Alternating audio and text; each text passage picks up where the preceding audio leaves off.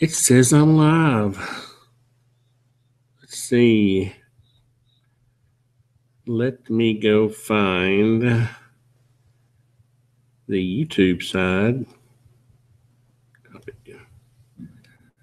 So welcome, one and all, to the U.S. ConOps giveaway.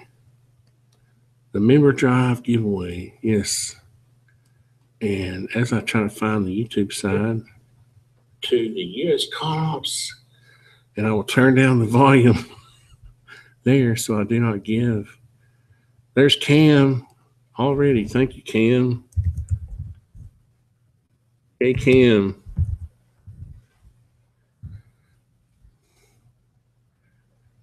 Yay, Mike.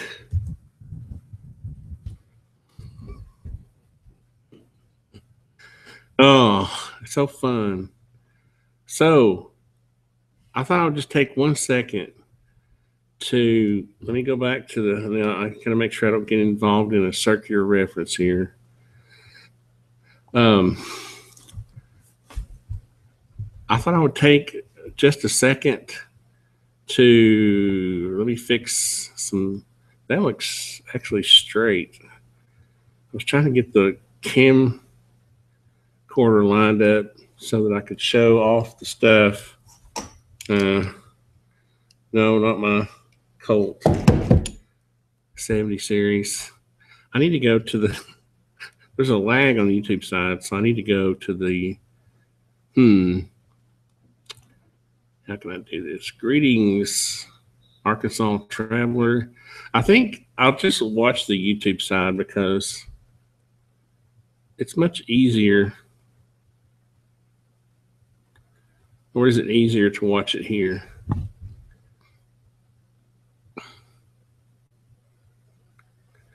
Okay, I'm going to watch it on the YouTube side because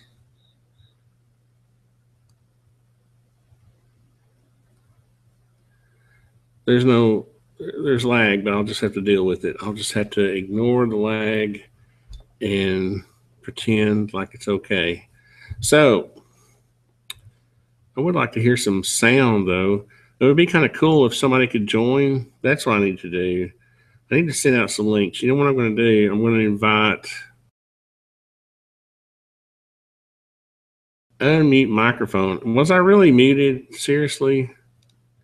Was I really muted all that time? That's just gooberish. I was not muted in the beginning.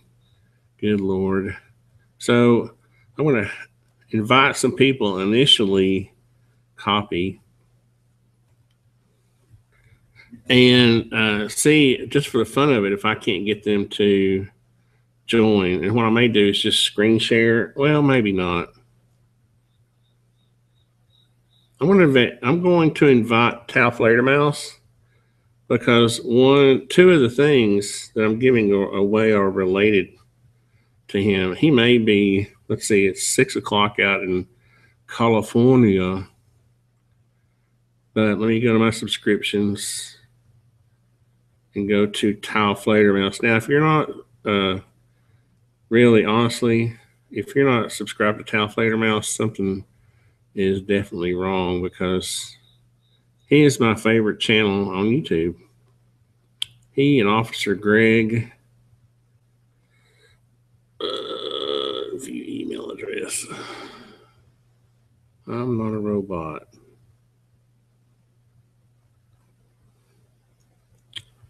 Well, dude, how do I send him a message? I thought you could send a message. I know what to do. I know how to get in touch with Jeff. He likes Hangouts. He likes Facebook. Yeah. Or he is good at Facebook. Let's just put it that way. So I'm going to send him a message.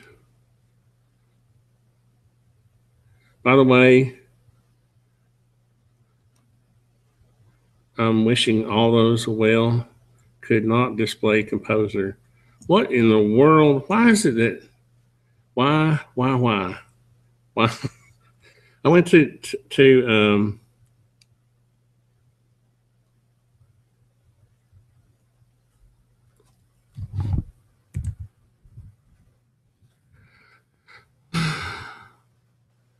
Okay, here we go. Could not display composer. What the? Seriously, what is wrong? Okay, I tell you what I'll do. I'll just. Hey, we will have breakfast in the morning, so don't worry about it. Alex is telling me not to worry about Starbucks in the morning. I'm going to go to my phone. How about that? You can't stop me on my phone, Facebook. But now what's the link? Hey, can you join me in my hangout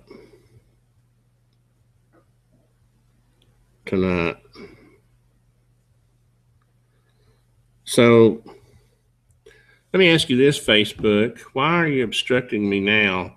All this time,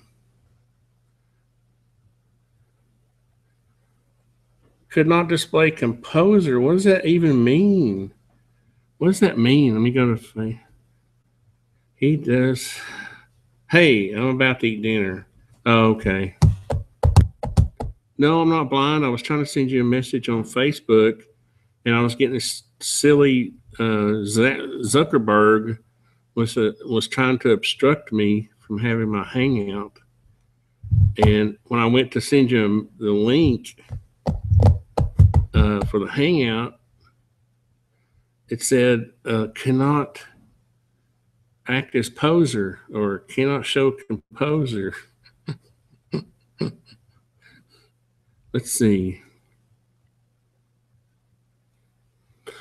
All right, so let me invite.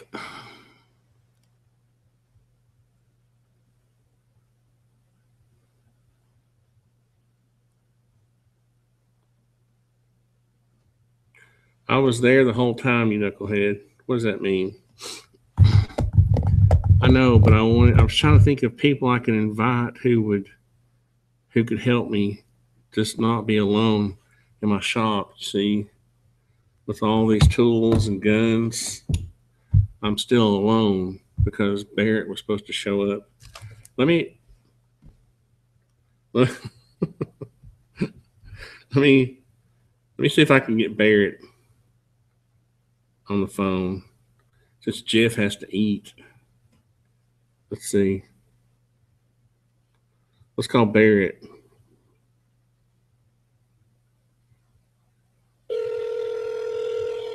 Y'all tell Barrett I better not show it. Well, he's not gonna show his phone number. Oh, you know what? He might be playing in a rock and roll band tonight. He had a gig. Everybody is. Hey, this is Barrett with Insane Rhythm Music Lessons. Yeah. And if you wanted to schedule a drum, bass, guitar, or piano lesson, just leave your name, number, and I will get back with you as soon as possible. Thanks. Okay, Jeff. Thanks. I'll wait. I'll wait on you. You're worth waiting on. You're that kind of guy. Jeff is that kind of guy. The thing about it is, when I go to your Google is obstructing me too, because if I go to the Hangout, oops, not again, don't.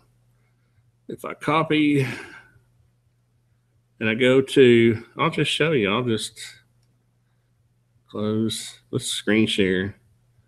Let's just.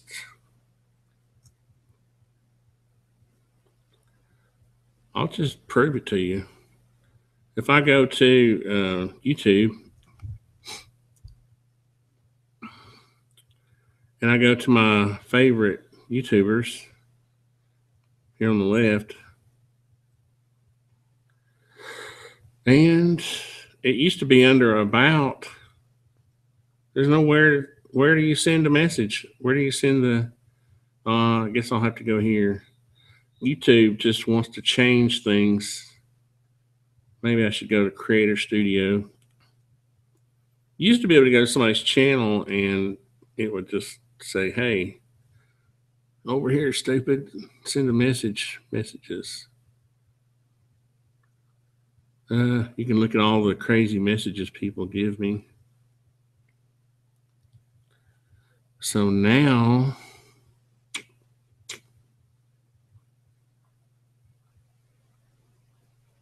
thousands and thousands. I had one to Jeff. Good Lord. Am I just losing my mind? Am I losing my mind? Oh, I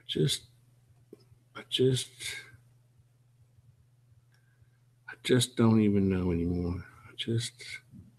I'm losing it. I'm just going to put the link in here, okay? So what I'm going to do is I'm going to put the link right here, freaking link right there. But don't anybody join it that wants to win. If you join and I draw your name, then you're going to lose. Okay, so I'm going to stop screen sharing because now it's all freaking out. So let me go back to YouTube. Hey, Yoder, Texas. Hi, Tony. I'm a few minutes late. Hi, yo. Tony, go with the flag in about top right. Yeah. But I'll show you.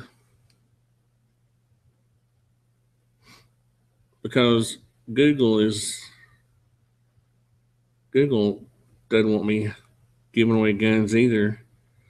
Okay, I'm on taofledermaus right here. I'm on his channel right here. Does that not look like taofledermaus' channel?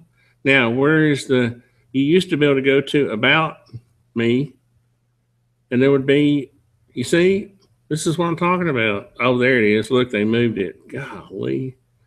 Report user. Report channel. There's no, what's this? You see, people, they changed it. Paste. There you go, Jeff. Now, Jared Walsh. Hey, Jared. Tony, can you hear me? Oh, I can. Who's this? This is Bobby. Oh, Bobby. Yeah. Hey, Bobby. Hey, buddy.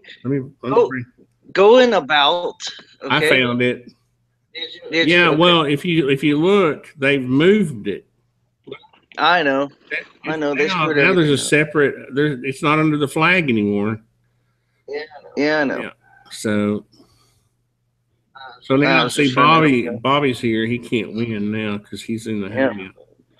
But no, I want you to win, Bobby. So what I was going to do is I was going to draw the winners right quick, and then I was going to invite people to come into the hangout because I didn't want there to be some weird thing where like you win and you're in the hangout. Yeah, people will be saying, "Oh, I rigged it so Bobby could win." But I kind of halfway know. Well, I know you. I know most all these people. Here's the list. You know what though? If they don't trust you, then why are they in your contest in the first place? Well, you know how it is. I'm a transparent guy. I know I'm the same way. It's about here's what I did, guys. Let's see, gift stocking. I went into the back end. Is that upside down? No, it's right. It looks backwards. I went into the back end. I'll screen share again. I think you have to go like all out to be transparent, you know.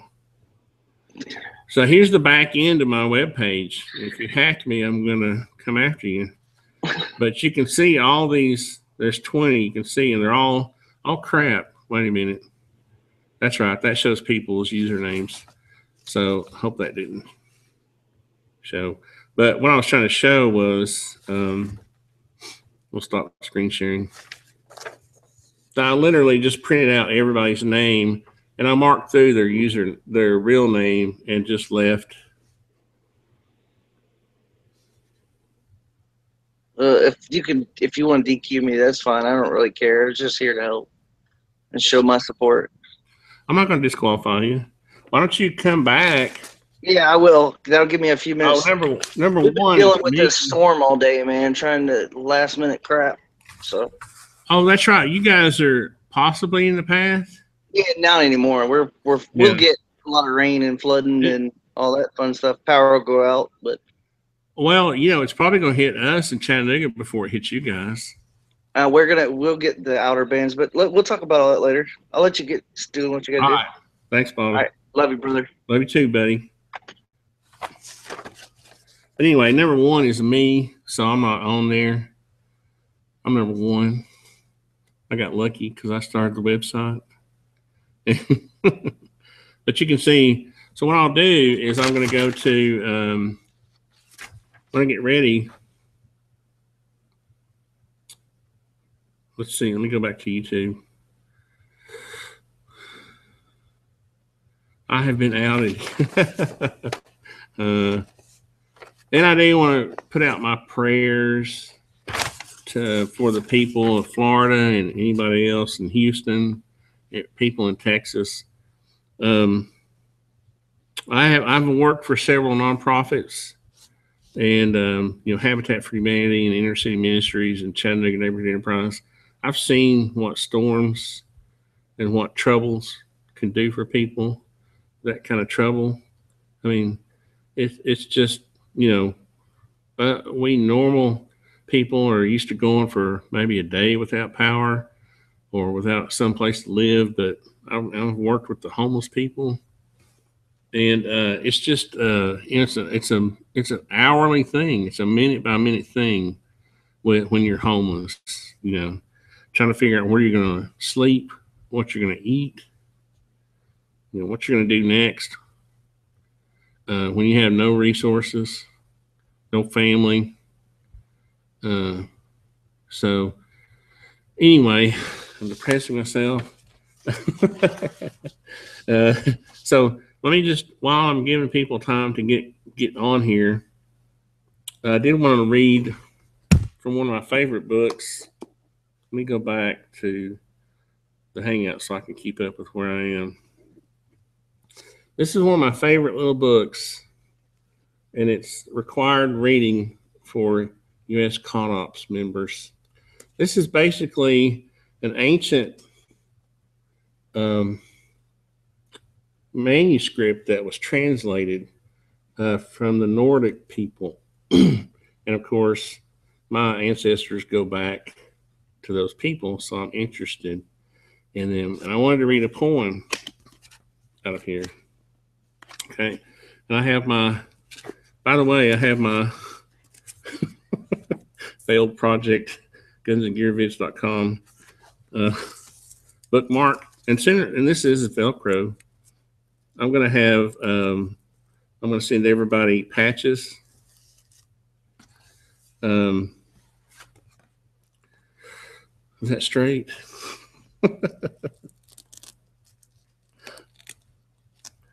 I'm going to make patches like this. Maybe they'll be prettier. I don't know. They'll certainly be shorter. Of usconops.com. And so I just wanted to read this really quick. Okay. So the wary guest to Wassail was someone's name, who comes, listens that he may learn, opens his ears, casts his eyes about. Thus wards him, the wise man, against harm. Happy is he who hath won him, the love and the liking of all, for hard it is one's help to seek from the mind of another man. Happy is he who hath won him, both winning ways and wisdom, for ill led is oft who asketh help from wit and words of another. Better burden bearest thou now no wise than shrewd head on my shoulders. In good stead will it stand among stranger folk. And shield when unsheltered thou art. Just a few more lines, sorry. Better burden, I'm sorry, for good is not, though good is thought. Mead for the sons of man. I have actually made mead. I know what they're talking about. The deeper he drinks, the dimmer grows the mind of many a man. So it's pretty cool. It's really just a neat read. And when you study the history of the Nordic, and the Scandinavian people, you'll see what I mean. So anyway, let me go back to what? There's homework? Yes. Go to Texas, there's homework. Because we are an active group. We're not just chitter chatter people. So let me go over the prizes right quick. Number one, let me go back to the Hangout so I can keep up. I'm looking at the lag on YouTube. This is a copy. Let's get back. It's 12 gauge, single shot, breakdown, break action, shotgun, cylinder bore. It is. I bought these. I actually have two of them. I got these on Gunbroker for a good price. I got three of them. One I gave to Jeff because he and Greg are doing such great work for YouTube, and the Second Amendment and the First Amendment. This one, the one that you will win, will have a sling and this cool little shell holder on it. And so that's prize number one. Got my finger off the trigger. Cylinder bore, did I say that? So these are great. The cylinder bores are good for hand loading. Right? They're good for hand loading. Like my little, now this is a collector's item because Jeff actually saved my life. That's a story I need to tell. I went to the hardware store and I got these. You have to go. You probably saw the video if you watch my channel. Anyway, Jeff was like, "Hey, the bore on that shotgun is .725," and I was like,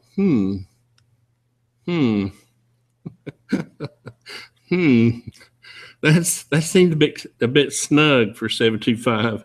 And sure enough, I went and checked it, and this is just like, I mean, it barely, it's so close to fitting through the bore that these are going to be cut up. I'm going to cut these up, so I'm not going to actually shoot them because safety is first. Safety is number one. I made 5 of them, and that's just a reminder to people, hand loading is fun, but make sure you check your shotgun. These are a series of washers and nuts and bolts. And just make sure you check your, when you're hand loading, and I know you all know this, but I just want to remind people to be safe because, it's all fun until you blow up your shotgun or blow up in your face. But the point is that these cylinder bore shotguns are really fun for hand loading. Now, for prize number 2, I've got like 4 or 5. I've got a video on these. This is, let me go to YouTube. This is, why is this, oh, I was going to say, why is this acting like I haven't opened it yet? This, dang it, I got to go back to the Hangout because I can't see what I'm doing. There's too much lag. This is the Mantis X training system. And again, I've got videos on this. You attach this. I don't think my 1911 doesn't have a rail. This is the shotgun. It's too heavy to carry around, so it stays in the shop. It protects me against Bigfoot and all those other things that wander in the night. But I take this? I've been trying not to take this apart too much because I want these things to seem new to people. But this is the Mantis X. Comes in a really cool Pelican case. And what it is, it's basically a Bluetooth system that mounts on a rail. Again, it doesn't mount on my 70 series Colt 1911, but it mounts here and it tracks your movement. Okay, and it's a really cool training system. I was able to identify why I always shoot. Well, I always thought it was my Glock's fault. See, you can stop blaming it on your Glock when you shoot low left. It was actually me. Imagine that. You're blaming your gun. Hey! Blah, blah, blah. Jim Jigger. The main man. What's up, Tony? Thanks, Jeff, for coming. Yeah, I got an email notification that you were live streaming, just so you know that it works. And oh, really? Because I didn't know. Like, I'm gonna try to see if Jeff will come on here. I didn't know. Like, I'm right here, dude. I'm right here. But is that live streaming or for the Hangout? It was for the live stream. So it was like 6:01 or whatever time you started. It's like, oh, he's live streaming, because I saw you live streamed earlier today, but it was like early in the morning. You know, I was like, wait, before I got up. Well, that's that confuses me because I've got the live streaming. Usually, when I do the actual live streaming, I do it on my phone, but I do the Hangouts. I'll tell you. I'll be honest with you. I can't keep up with the changes on YouTube. I just. Yeah, it's like every change they do screws up 10 other things. But thanks for coming on. I was like, I'm gonna see if I can get Jeff on here. It's like, I'm right here. Hello, can you see me? I'm trying to get a hold of him on Facebook because he's a Facebook expert or whatever he said. Oh yeah, well, I mean, you are. I mean, you use social media better than anybody I know. Actually, I don't know. I hate Facebook, man. Huh? Well, I know, but it works. I mean, I see all your stuff on it. I mean, I don't like it either, honestly. But there's just so much garbage on there. But it works. Do you have an Instagram? No. Okay, I didn't think you did. But when I was going over, since you're here, I showed the shotgun already, and the other thing I'm giving away is let me go back to. I was trying to keep up with the comments, but the lag confuses me. Comments. How can you not keep up with that? Well, in the Hangout, I was trying to keep up with the comments in the Hangout. So just pretend. I mean, work with me on this. This is your. Is that the same one? 10-pound tungsten cube. It just looks small because you got giant hands. Yeah, but where was the only damage? Was this the 5.56? Yeah, that's the only one that really pitted it. Yeah. Yep. Yeah. So that's a giveaway item. Oh, okay. And also, well, did I send you like some stickers too, or something? Or who? Did I send you some stickers along with that, so you could like give out a sticker with it? Yeah, the box is over there on the gun. I don't have too many stickers, but I think I sent a few of them to you. I was actually since you mentioned it, I have to give them away, but I was going to keep them. Well, I was hoping that you'd have at least one left over. You could do something, shoot at. I like the little the sheriff's badge that you shot. Oh yeah. I didn't know what else to do with that, and I thought, oh, Tony, give it Tony. That's pretty cool. Those things, if you look on eBay for like a retired badge or something, they're like $200. $200. Yeah, that wasn't no retired badge. That was. I'll tell you the story about that. Greg's mom has like a secondhand store in Oregon or something like that, and somebody donated that in there, and she like gave it to him. Here you go. You want? I was going to say, I feel like I need to send you more money if it was no, or $200. But it was sitting in a Ziploc bag on my desk forever, and then it's like, man, Tony was awful nice to buy that cube from me, so I'm gonna, here, I'll give him this badge too. I bet he could put it to use instead of me dealing with it. I don't know what to do with it. I got a lot of junk like that. I know the company. That's another story though. I need to keep that. It's top secret right now. The company wants it back, but anyway, that's a top secret. So you only heard that here live. But anyway, here's the other two. I'm going to give away this one. Have you shot those yet?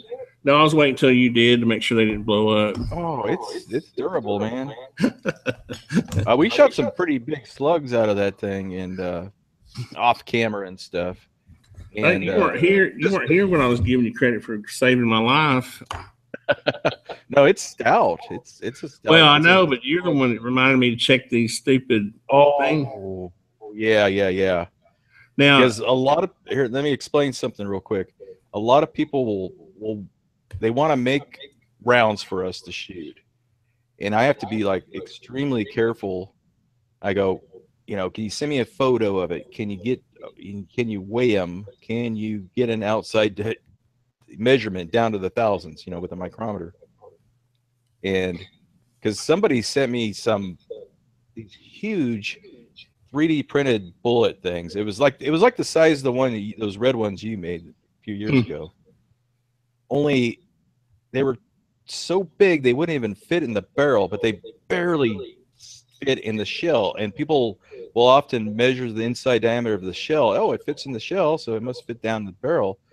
Well, there's about a 30 thousandths difference in, the barrel is about 30 thousandths of smaller than the shell. Yeah, it's just enough to probably crack the end of your barrel.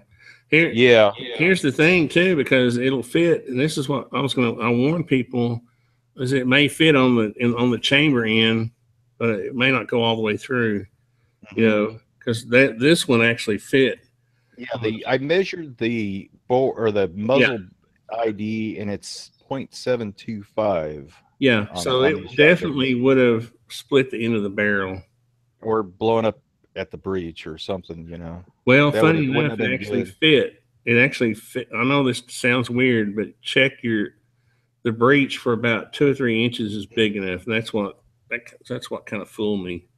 I mean, a full bore lead slug could measure 0.730. Right. It's 5,000ths of an inch bigger, but it'll swedge down. Well, but also they're lead, which will conform, right? Right. That's what it says. Swedge down. Yeah.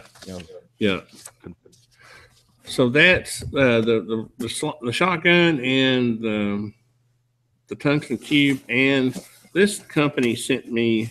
I don't know have you ever seen these? This tactical care. It's one of those like monthly boxes you get. It's a gun cleaning. This one happened to be. I thought it was kind of cute. It had a target there. Where's my webcam? It's a box. It's a gun cleaning.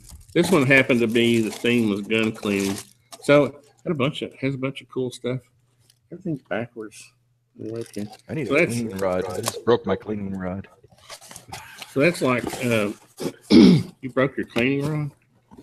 I've got. Yeah, I was cleaning up the brake action because when you shoot black powder, it's dirty, and then that 3D printed stuff was just left this black tar in the gun. You're shooting black powder, too? Yeah, we shot black powder shells out of that brake action before. Yeah. Huh. Oh, that's cool. I didn't realize you were shooting the black powder out of them. I think I've got 20 grains. Oh, this is the H110 or whatever in these. But I checked the load data. The ballistics products has a cool. You're familiar with them, I know you are, and they have some good cool loading data sheets. I like those clear plastic overshot cards. We'll just do a quick commercial for ballistic products. They have I do like ballistic products. They're not like a super giant company. They're big, but they're not so big that they'll ignore you if you email them or anything, you know? Yeah. No, I try to buy stuff from them. I ordered their latest. They have improved my roll crimping too, because they have the double pinned roll crimp now, and that's a lot better than I was. That's not focusing, but they I actually had some. When I first started hand loading, I was doing it for my 410, and they wouldn't even cycle through my pump. I remember you had a lot of problems crimping those things. Yeah, and so I'm sure it was just being. I think 12 gauge is probably easier. It's still the same thickness of plastic, but you got that tiny little diameter that you're trying to. Yeah, if anybody, that's what I was going to say. If anybody's wanting to get into hand loading, I would just go with 12 gauge. I've stopped buying stuff for the 410 because it's just hard. It's expensive, you know. Yeah, and 410 loading seems to make sense because this, you know, factory shells are so expensive, you know. Well, I was thinking if I ever got one of the what is it, the 410 pistols or revolvers. Yeah, the Judge, yeah, or something like that. I'd have both, you know, a shotgun and a pistol or a revolver. Have you talked to anyone who owns one who's actually likes those or no? With them? Yeah, I think it's a in our heads, you know, you think, oh my gosh, it's a revolver pistol, you know, but in reality, it's not as great as you think. You know, it's a giant gun and it's heavy and it's, you know, it's like buy a gun that's meant to shoot bullets or buy a shotgun, but you know, one gun that does both isn't going to do either job very well. We can't buy those in California. I know that's a surprise, but you can't buy what? Like a Taurus Judge. Oh, well, I know that comes as a shock to you, but not really. Unless it's a black powder muzzleloader version, you know. Video. Let's see. There's somebody was saying that we were having. Let's see, display capture. I'm gonna actually start recording this because on my open broadcaster, because somebody said that we were they were having trouble seeing is the Hangout still showing. I hate to go through all this. And so anyway, what I was going to do is I was going to draw the winners right quick before, let me make sure people are still able to see. Can you see the YouTube side? The Hangout's still working, Tony. I can see it.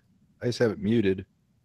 Oh, okay. Because Cam, one of the guys, okay, good. One of the guys was saying that it's his local interwebs. Okay, so he just spurred me on. So what I'm going to do is I'm going to screen share here. And again, thanks, Jeff, for coming. I appreciate it. Hey, no problem. All right. I hardly ever do these things.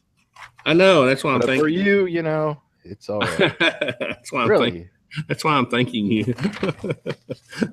Let's see. What is it? Random.org? I don't know. It does the just Google random number generator or something. Yeah. There you go. So, how many people signed up?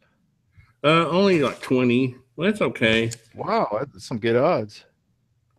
Yeah, I know. That's what I was telling the people. But the problem is, I haven't done a very good job because I hate like advertising. I don't like advertising stuff. Yeah, you get a bunch of people that just look for stuff like that, you know. And I'm just the worst about.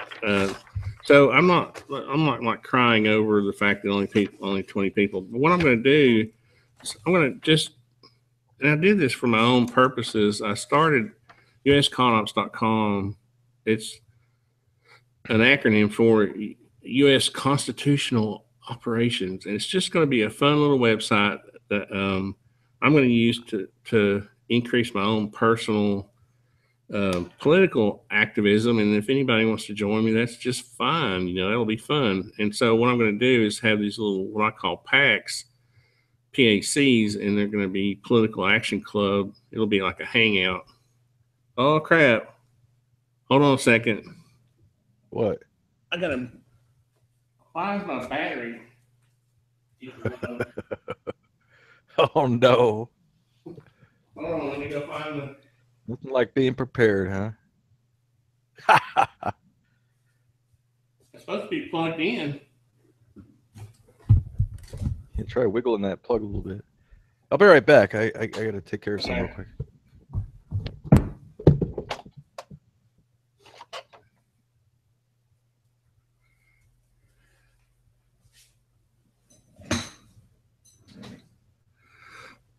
Okay, good. Tragedy averted. The power supply was not plugged in. Good.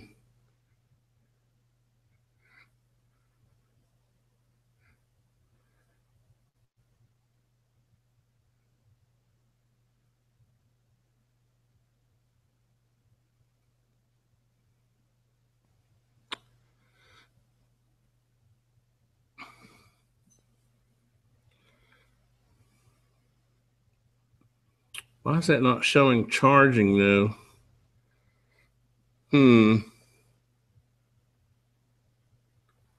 Plug is not charging. Hold on.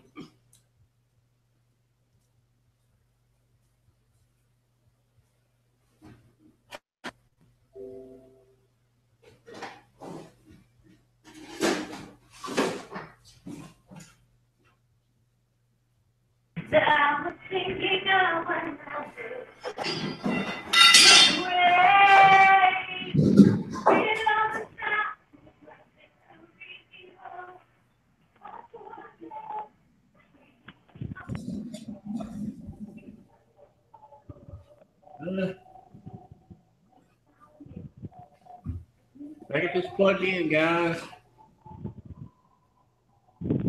Plugged in now.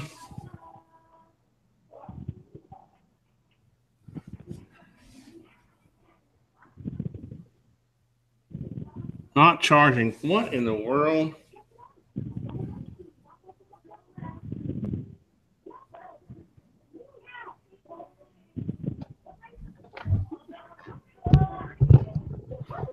All right. I am back. Are you back? Yeah. Well, I'm still trying. I'm in my shop trying to plug my cord in. I moved the shop. I moved the heater to the shop.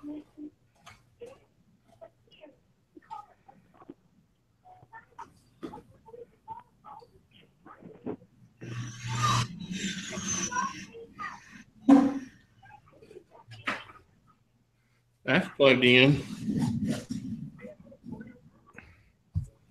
Can you still hear me? Yep. Is your battery charging now?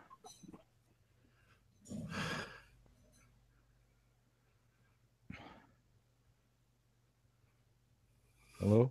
Okay, so I guess it's. Who's Patrick? Oh, is there somebody else here?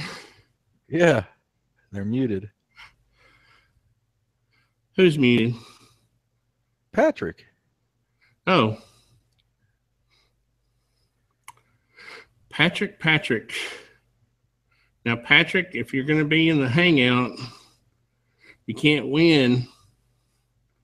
What I need to do, I should have deleted.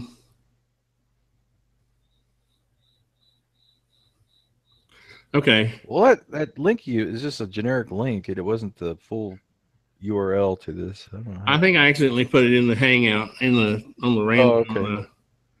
Yeah. So what I'm going to do so that I can. Who the hell is that? He's one of the fellows that signed up. I recognize his name. Okay. Oh, he just doesn't want to win, huh? It says it's not charging. I'm going to boot you. Sorry. Yeah, don't come to a live stream and mute yourself. Well, I'm doing that so that if he wins, it won't seem like there's some sort of conflict of interest. So let me get on the road. All right. So can you see random.org? No. Am I not live streaming? Oh, okay. I see it now. Well, Wait a minute. Kind of barely, sort of. All right. Let me. Dang it! You've been doing these too long. No, I haven't. I quit doing them for almost a year, so I don't know what the heck I'm doing now. Can you see it now? It keeps like showing my screen thing, whatever, my logo thing, every time I talk, so I shouldn't talk. Okay, let me go back to screen sharing.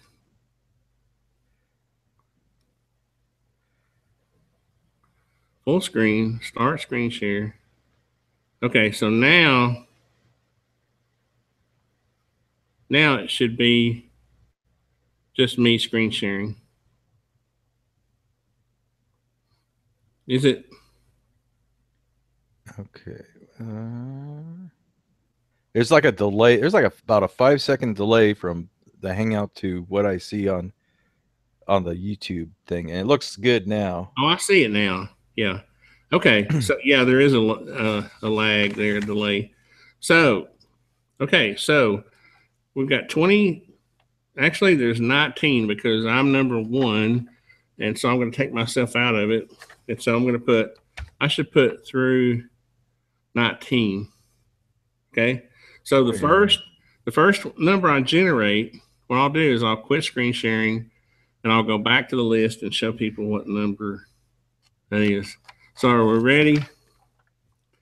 See, Barrett. Wait. How many drawings are there? There's we're doing the drawing for the shotgun. Okay. And there's like 4 prizes there's 3 other prizes after that. Oh man, that's some good odds.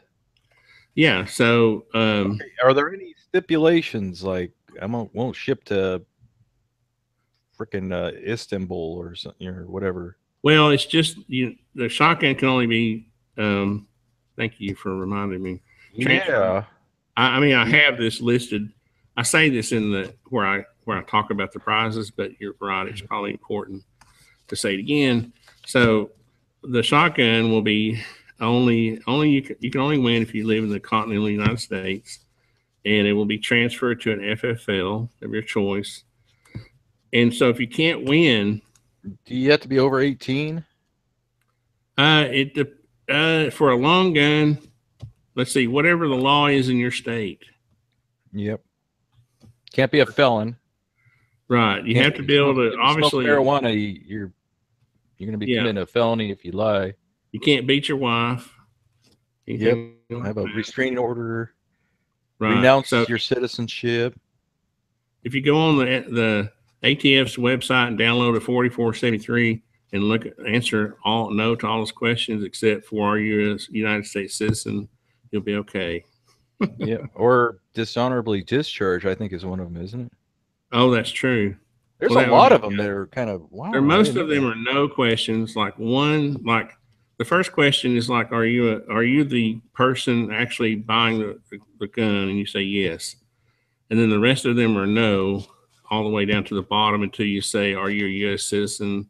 Then you say yes again. Yeah, it's got to be the same there. Let me ask you something. Why do they ask you, are you Hispanic? There's like one question, are you Hispanic? Yeah. And what's up with that? It's like you answer no, and then you have to tell them you're white again. Then you have to say whether you're white or whatever. What's the deal with being Hispanic? It wasn't like, are you Hispanic? No. Are you black? Are you Asian? Are you whatever? What's the deal with, I mean, I was like, what do you got against Hispanics, man? I know it's the most politically based form there is. Yeah. Of course, every government form needs to be reevaluated under the Trump administration. Yeah. All 10 million of them. Yep. Stupid, you know. It's like if I say yes, do I not have to answer the rest of the questions? What does that have to do with anything? They should just say what race, and you just fill it in. Who cares what people's race is? Well, that's true. What does that have to do with buying a gun? That's true. You know what I mean? Are they more? I mean, it's hard to tell. Are they picking on them, or are they, or what? You know, I mean, it was the weirdest thing when I was filling out the paperwork for that shotgun transfer. I thought it was the strangest thing. I don't remember seeing that on forums before, but.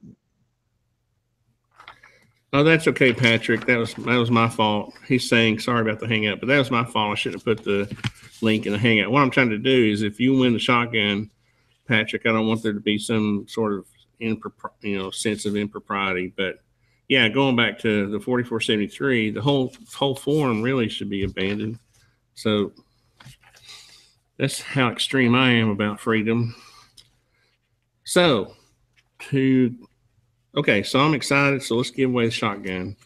So, I mean, basically, if the shotgun can't be transferred to you through an FFL, that's basically the bottom line. We know we can send it to California, so. Yeah. I mean, most of the time, long guns are pretty easy. Shotguns are easy. Mm-hmm. It's not a short barrel. I'm not going to whack the barrel off another couple of inches, to make it illegal or anything. So, all right. So 1 through 19, let's see. It should be, you know what I'm going to do? I just realized I almost screwed up because that meant number 20 couldn't win. Yeah, that's what I was thinking. It's like, so should be say minimum 2. Yeah. Right? Then if it picks number 1, we'll do it again. Okay. So. Yeah. If Barrett was here, but he's at a rock and roll, he's got a gig tonight. He was supposed to come and do a drum roll, but he can't. So I'll do it. Generate. 9. Okay, so to further the excitement, we're going to go back. Then I'm going to stop screen sharing. And we'll go to number 9. Who is, the camcorder's back or the video, but everything's reversed. You have to be present to win? No. That should have been. So who's number 9? Is Yankee 4. Congratulations, Yankee 4. Is he here? He was earlier. Oh. He was here earlier. Yeah. Where is he? Chime up, buddy. He was 4 comments back, 5 comments back. Yeah, he was. You don't have to be. I said there he is. Isn't that awesome that he's here? That's cool. Yankees a good guy. There, man. Congratulations. One of the reasons, and I'll be honest, Jeff, one of the reasons why I've always liked you is because you didn't let the success of YouTube make you pretentious or something. Oh, I'm pretentious, but I still have my friends. What I was going to say is Yankee's one of those guys who has practically been a friend of mine on YouTube for a long time. And of course that didn't give him an advantage, but he's a nice guy. So that's good. I'm happy he's here, He deserves to win. Yeah, that's awesome. I didn't want to tell people they couldn't. Now, just make sure you put some weight inside that stock. Now, he might be upset because I'll tell you one thing right now. This costs more than the shotgun, and you're going to say, "What? This is a British MRE." Yeah, no, it's a British mess kit. Oh, okay. And this is basically $100 right here. Wow. Believe it or not. And I showed that come from? A friend of mine, Richard, from the UK, he came to the NRA show. That's right. He was driving in your car or something. Now he didn't give me this. He gave me some MRAs, but he inspired me to buy this to give away. Those are cool. Does it have like a little stove in there or something? Yeah. It's a whole thing. I guess I'll go ahead and pull it out. It's got a lid for the little, the canteen. It's got the whole thing. Everything's backwards on the webcam, so I have to keep going in opposite directions. There's field tabs and everything in there. So if you go back and watch the video, dang it, now I got to put all that crap back in there. So that's the British, and I'm going to write beside this shotgun, beside the Yankee, so I can keep up with. So the next thing is the British mess kit. And let me go back to screen share.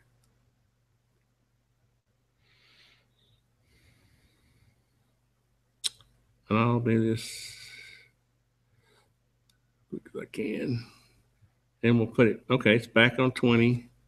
So as the lag, we'll give it a second to, for the lag. I guess it doesn't matter because it's still recording it. So yeah.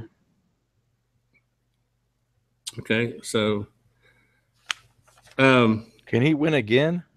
No. So if we see, that's why you're here. Jesus sent you here to answer. I know all the questions. Yeah. If I draw your name again or my name, I'll just redo it. So here we go. This is for. I don't know if that's legal in California or not, though. What's legal? What's that legal? Mess kit? It might be because it looks scary. Yeah, the field tabs have to take them out. Yeah, yeah. So, drum roll. Might cause cancer in California. Yeah. Oh my God, number 9. It's rigged. Okay. Did it do it again? Yeah. So. Yeah, aren't you glad we cleared that up? How can that be though? Random.org. Let me try to. I'm gonna refresh the website because that just doesn't make sense. People have been mad if he won twice. No, they're not, because I'm not gonna let them. And that doesn't count. That doesn't count. Okay. All right. So here we go. Well, at least we know it's giving you different numbers. Okay, this is the official one, right? This is it. Number 2. Woo. Number 2, and we will go. I guess I'm gonna do this. I'm doing this, even though it's extra trouble. I'm gonna show it each time. That's good, because I'm lost. And it's taofledermaus. Congratulations. The next step. Outdoor HC. Can you see that? Yeah, I can see that. Number 2, the next step. Congratulations. This is the here. Is he here? Mess kit. Let's go see if he's here.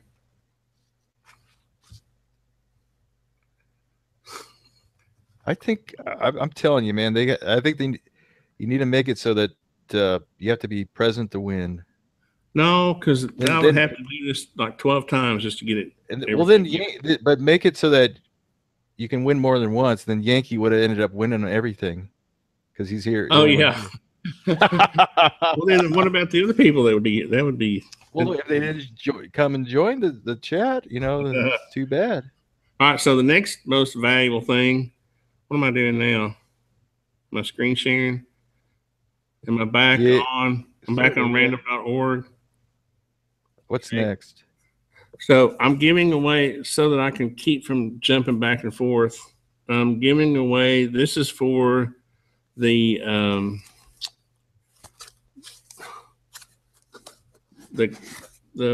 training system, the Mantis X. Have you ever seen these, Jeff? No. You mount them on the bottom of a rail of a pistol or rifle, and it allows you, there's an app that comes with your phone, and it tracks the movement before and while you pull the trigger and after. And it gives you a little graph of what you're doing, and it tells you if you're screwing up or whether you're slapping the trigger or whatever. So that's the Mantis X is next. So let's hit the generator again. Number 6. Did you see that? Let's see. I'm watching the YouTube one. It's like 10 seconds behind now. Okay, so now so we got number 6. Let's go back and stop screen sharing. I feel like I have to go back and stop the screen sharing each time. And next time I'm just going to put the list. Right. Cam. Cam. One He of the was here earlier. Is he still here? Mantis X, which again is another like $75 thing. So that's pretty cool. Where are you, Cam? Where are you? Oh wait, there's a delay. Yeah, we know before anybody else. he was here earlier. There he is. Okay, that's good. Yeah, I actually have two of these. And Cam, if you go, you can go download the app for your phone already on the app in the App Store. It's free. And you kind of get used to it, or when watch my video. It's really cool. I like these, and Mantis X was really nice to send me one. I bought my first one, and they sent me the second one. So I'm going to go back to screen share again. Okay, what's next? What is next is everyone wins here. Everyone wins. I haven't given away the cube yet, have I? The cube? The cube. Yeah, that thing was $150 or $140 or whatever the heck it was. Now, the value of this is not going to be understood really until you get it, until you've. It's a trip how heavy it is. Yeah, it is a trip, and I'm going to actually try to shoot a hole through it. And if you watch my series of videos on this, I've made a tungsten carbide bullet for it. Okay. Wait a minute, I thought you were going to give it away. I am. Oh, okay. But when you get it, it'll have a hole shot through it. So, and how I'm doing that is top secret, by the way. Laser. So, no, I made a. You didn't see my video on what? I saw it. You see, that's ridiculous. Figuring out the math on the. Yeah. The people just don't understand entertainment when they see it, do they? Nope. So, where am I? I gotta go to. Okay, I'm back to random.org. Am I still screen sharing? Hey, yep. Look good there. Well, okay. All right. So this is for the cube. I'm going to hit generate one more time. Number 10. Yeah, that's a new one. I bet somebody's probably already recognized all these and probably knows already. I don't remember. I stopped screen sharing. I have to go back and show the. I don't even know. I can't keep up with it. Number 10. Move it. Squared away. Squared away. Number 10 is squared away. The cube. Which is honestly costs more than anything on here. but and it's actually worth. You actually gave me a discount because if you go to their website, I think it's like $200. I don't know. Yeah, I think they sell it. I got it on eBay because I was able to use like PayPal for it. That's. Oh, okay. So yeah, I guess you could probably find it cheaper. But if you go to their website, for an inch and a half. Is this inch and a half? It looks like it's like an inch and a quarter. They're pretty expensive, and you're really surprised when you pick it up how heavy it is. Don't drop it on your toe. And there's a little. I don't have the box in front of me, but there's a little polycarbonate looking stand, and it makes a really cool, a desk ornament thingy, little paperweight. Wow. Paperweight thing. It comes in a nice little box with the packaging's pretty good on and everything. Yeah, I have all that stuff over on my bench, my gunsmithing bench. Is there anything else? Can you think of anything else? When you look. No. Is that it?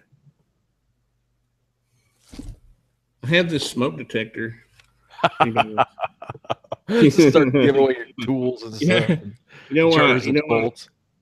What's funny about this is that I took this out of one of my customers' houses that we built. He said it kept going off at 4 o'clock in the morning. Kept chirping or something? No, literally going off. Oh, okay. And I said, it's got dust in it, because they'll get dust in them. But he claimed that it went off at exactly the same time every morning. I don't know. It's not like it has a timer in it. Or does it? Yeah. I heard they have little cameras in there in Herbert Hoover spies at you. Here's the gun I'm working on as a gunsmithing project. It's a 14. And it actually breaks apart. Oh, that's wild. And it's a little survival. Is this a pony? What's it called? I forgot exactly. I need to go look it up again. But it's got a spring. Where's my? I can't keep up with the webcam, man. This is really confusing. Everything's backwards. Mm-hmm. But this little, this is supposed to cock it, and then it fires, but all the springs in here, but it's kind of cool. I've seen people restore these, and they'll put paracord wrap around here. I was going to pretend I was going to play a joke and act like I was giving it away, but I don't think that would be funny. So, Tony, man, that's so cool. Oh, so now you come in because you. I figured I jinxed myself. Now I know Bobby is eligible to win shotgun. Yeah, I'll give. I got my CPW and all that stuff. But can you hold on for a little while until the storm's over and everything? Yeah, I mean, I'll just shoot it until you get ready. Yeah, okay, cool. Well, that's cool though, dude, because I'm a hand loader myself, and I make all those rounds and everything. And I all I have is that my Mossberg, and that's my wife's home defense gun. So sometimes I worry, I'm like Jeff, I'm putting stuff in there it shouldn't be. That's what I actually got them for. Well, I don't have a break action. And yeah, that's perfect, dude. I was since I was having trouble loading those hand loads through my 410 pump, I have a Mossberg 500 in 410 and 20 gauge. And I kept having problems with the hand loads. But now, Jeff, did I tell you about those the Russian tool that's taken like 8 weeks so far and it still hasn't gotten here? What did you order? A slug mold or something? It's the clamp. It's the roll crimper looks like. Why did you buy it from Russia? Huh? You could buy like antique ones on eBay and stuff. Well, I couldn't find them. Well, you just have to be patient. I see them on there. I've seen them. You can get one for $30. Patience is one of my virtues. But you've been waiting a long time for that, huh? Yeah, it's supposed to come. Like it actually literally was today when it was supposed to come, but it didn't. I just realized it didn't. But I have the roll crimpers that I attach to my drill press like you do. So it's not like I like that. Sorry, Jeff. I'm sorry. I was almost going to get one of those Apple Core, those old-timey crank roll crimpers. And this dude in Italy sent me like his old brass one. And I use that thing all the time now. I don't know what brand it is. It's a the type that goes on the drill press, but it works great, man. I can fold that crimp over and bring it 3/4 of an inch down the shell if I need to. I mean it really works fantastic. I have to put like a little WD-40 in mine to make mine work. I do too. I use like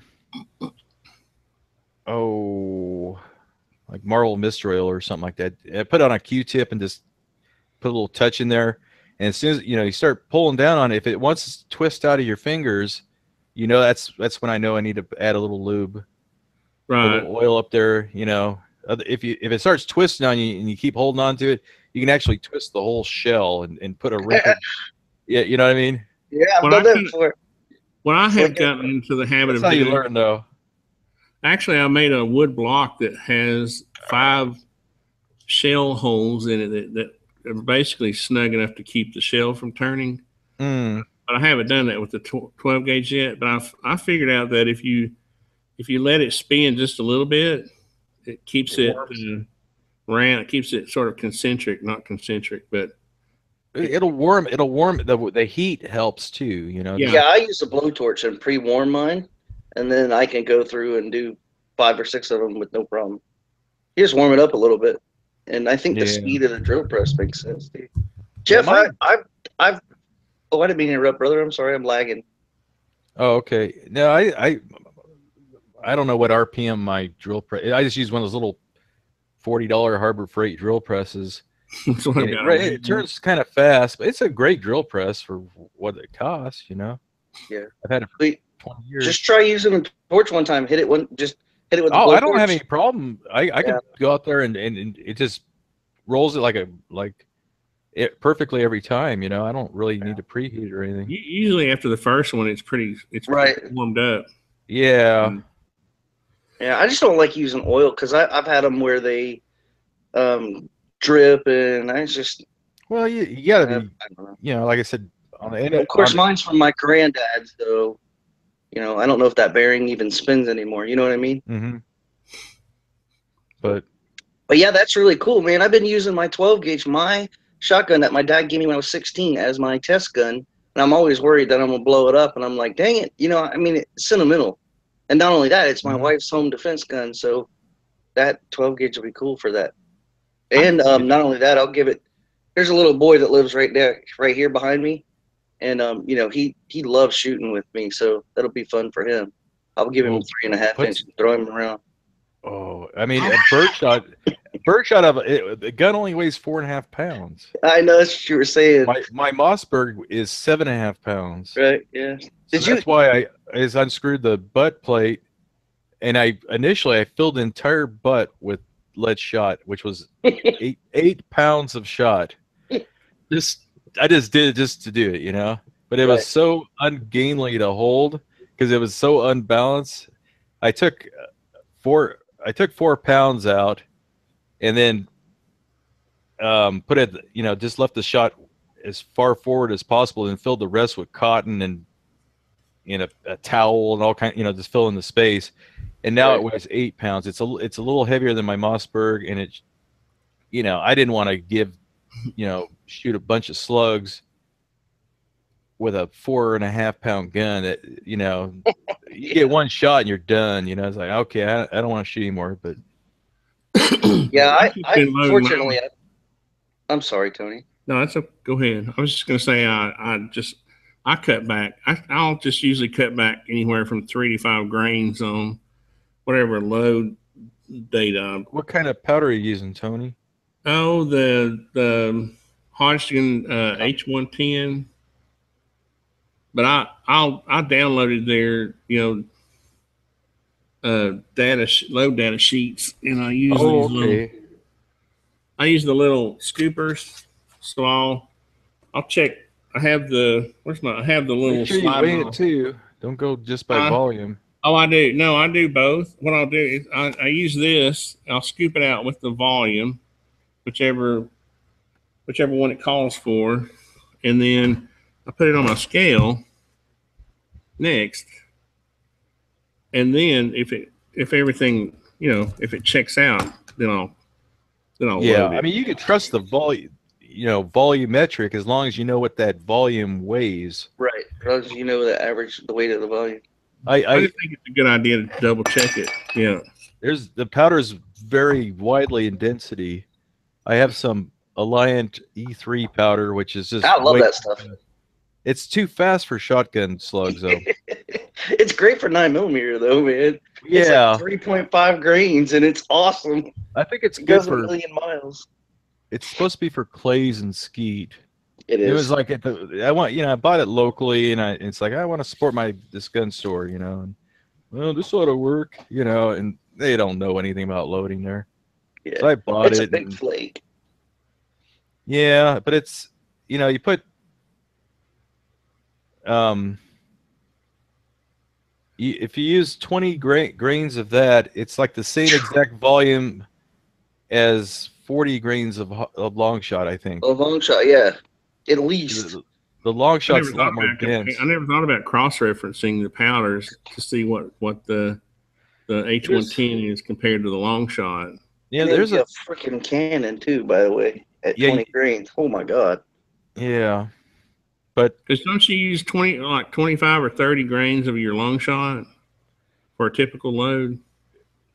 Yeah, it's pretty flexible. I like long shot because I have a powder load from Ballistic Products for, I think it's a 1 ounce, the limited LBC Sabo, that Italian red slug thing. They have a formula there using 60 grains of long shot. Oh my Holy God!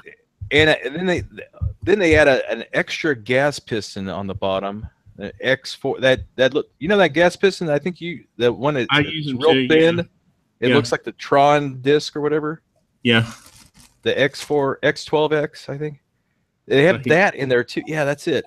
They have that and the normal slug. It'll send that slug at 2140 feet per second.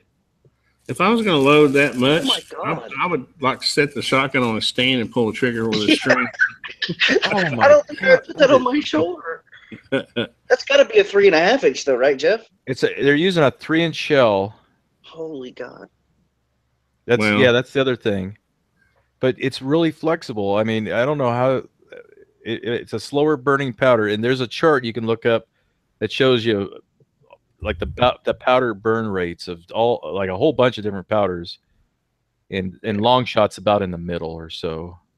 It's not too fast, not too slow. But I wish that there's a lot of guys that use long shot, and there's guys that use clay or whatever. You know, all these different.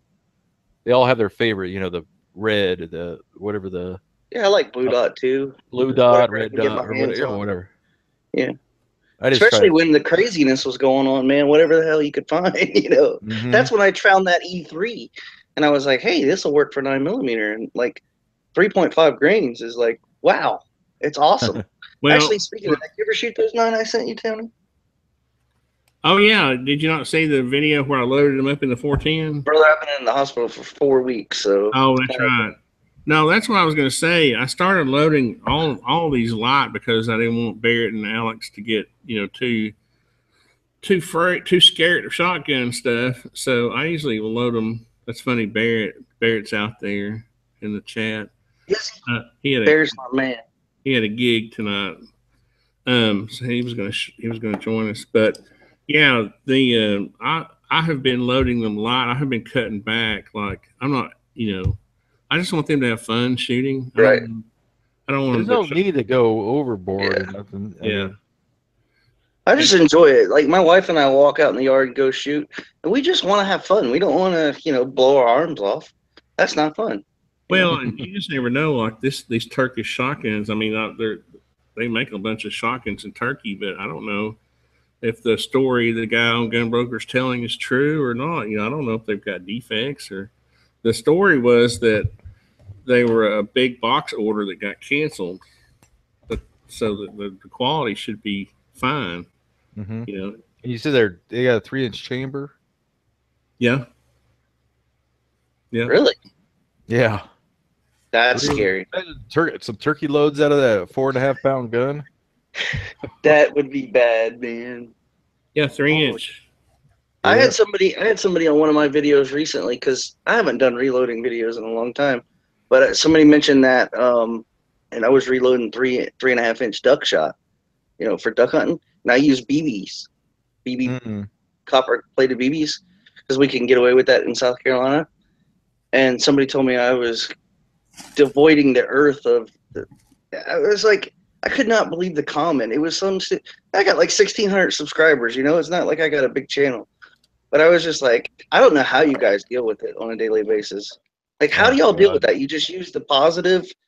You just look at the positives and like. You gotta look at the source. You know, there's people that they'll only find the negative in anything. You know, you could. Yeah, I mean. That's all. They can't find. You know, they're looking for something wrong. You know, it's like I just embrace it. I'll put wrong stuff in my videos all the time, just Easter eggs for people to find. You know, I love that. Misspell words and stuff. You know, just throwing Easter eggs out there. Yeah, I have to admit, 10 years ago I was a little more sensitive, but after 10 years of this, I just don't. It's easy to ignore, people now. Yeah, Damn, Tony, has it been that long? Yeah, 2004, 2005. I feel old.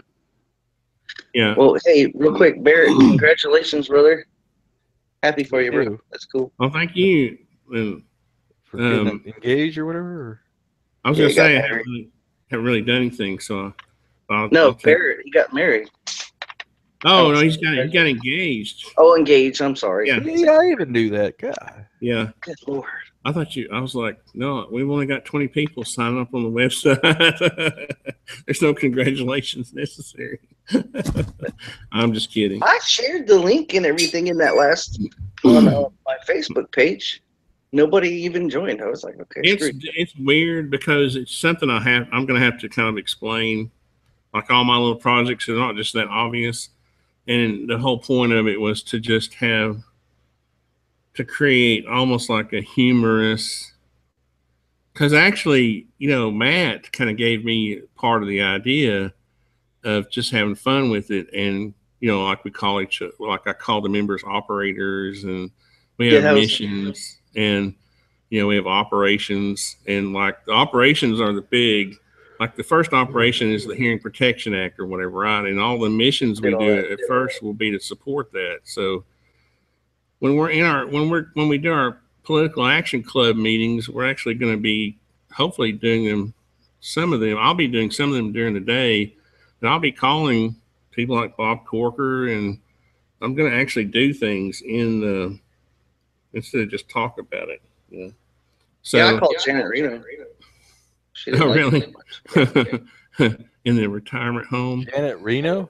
Yeah, it was a joke, but I did it.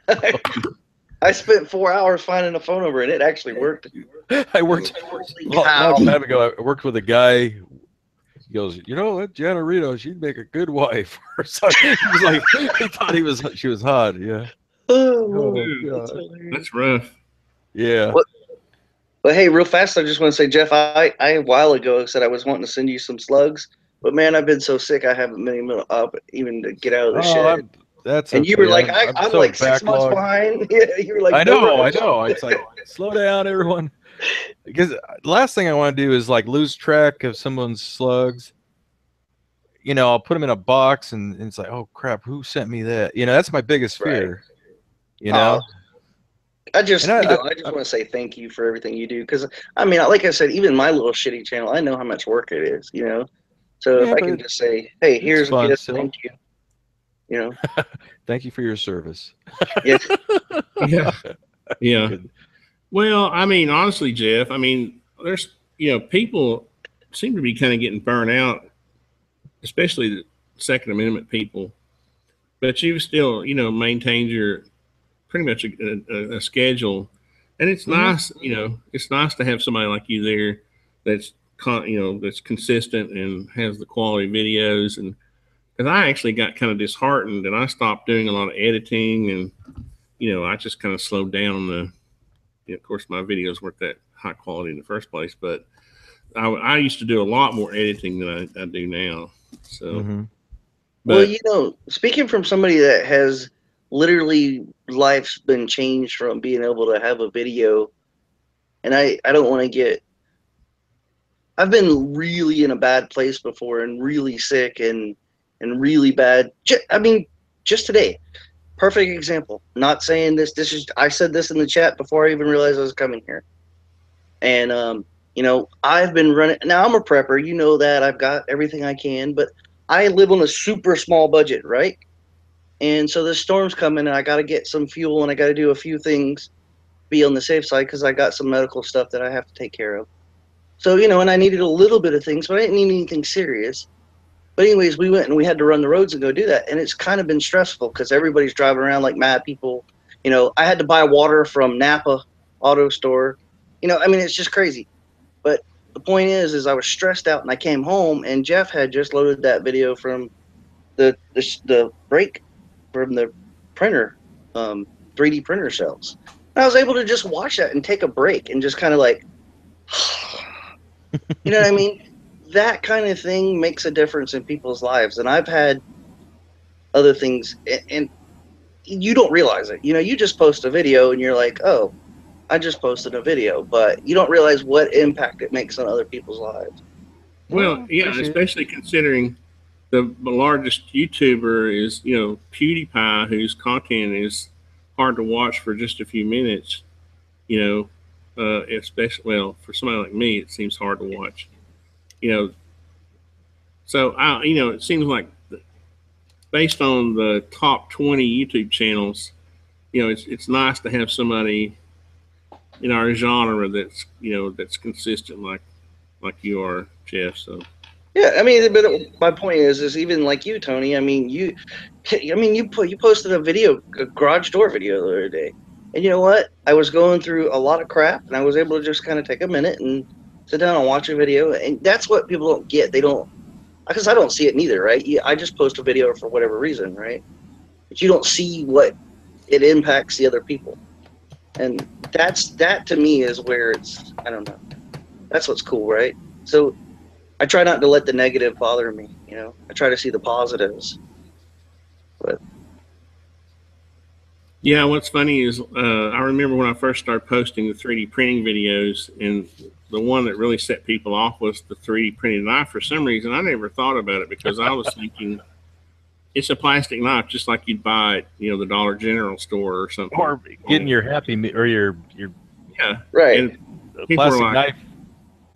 what are we going to do on the plane now? Oh my God, you know, what do you, I mean, there was like 50,000 comments. You know, I have 8 million views on that video, and most of them were like, oh my God, you know, the sky's falling. So that video kind of taught me how to ignore. Yeah, that was a good lesson for you. And when a video like that takes off, you really get the nutcases. Yeah, that's kind of part of the court. You know, you're doing well if you get all the crazies. Yeah.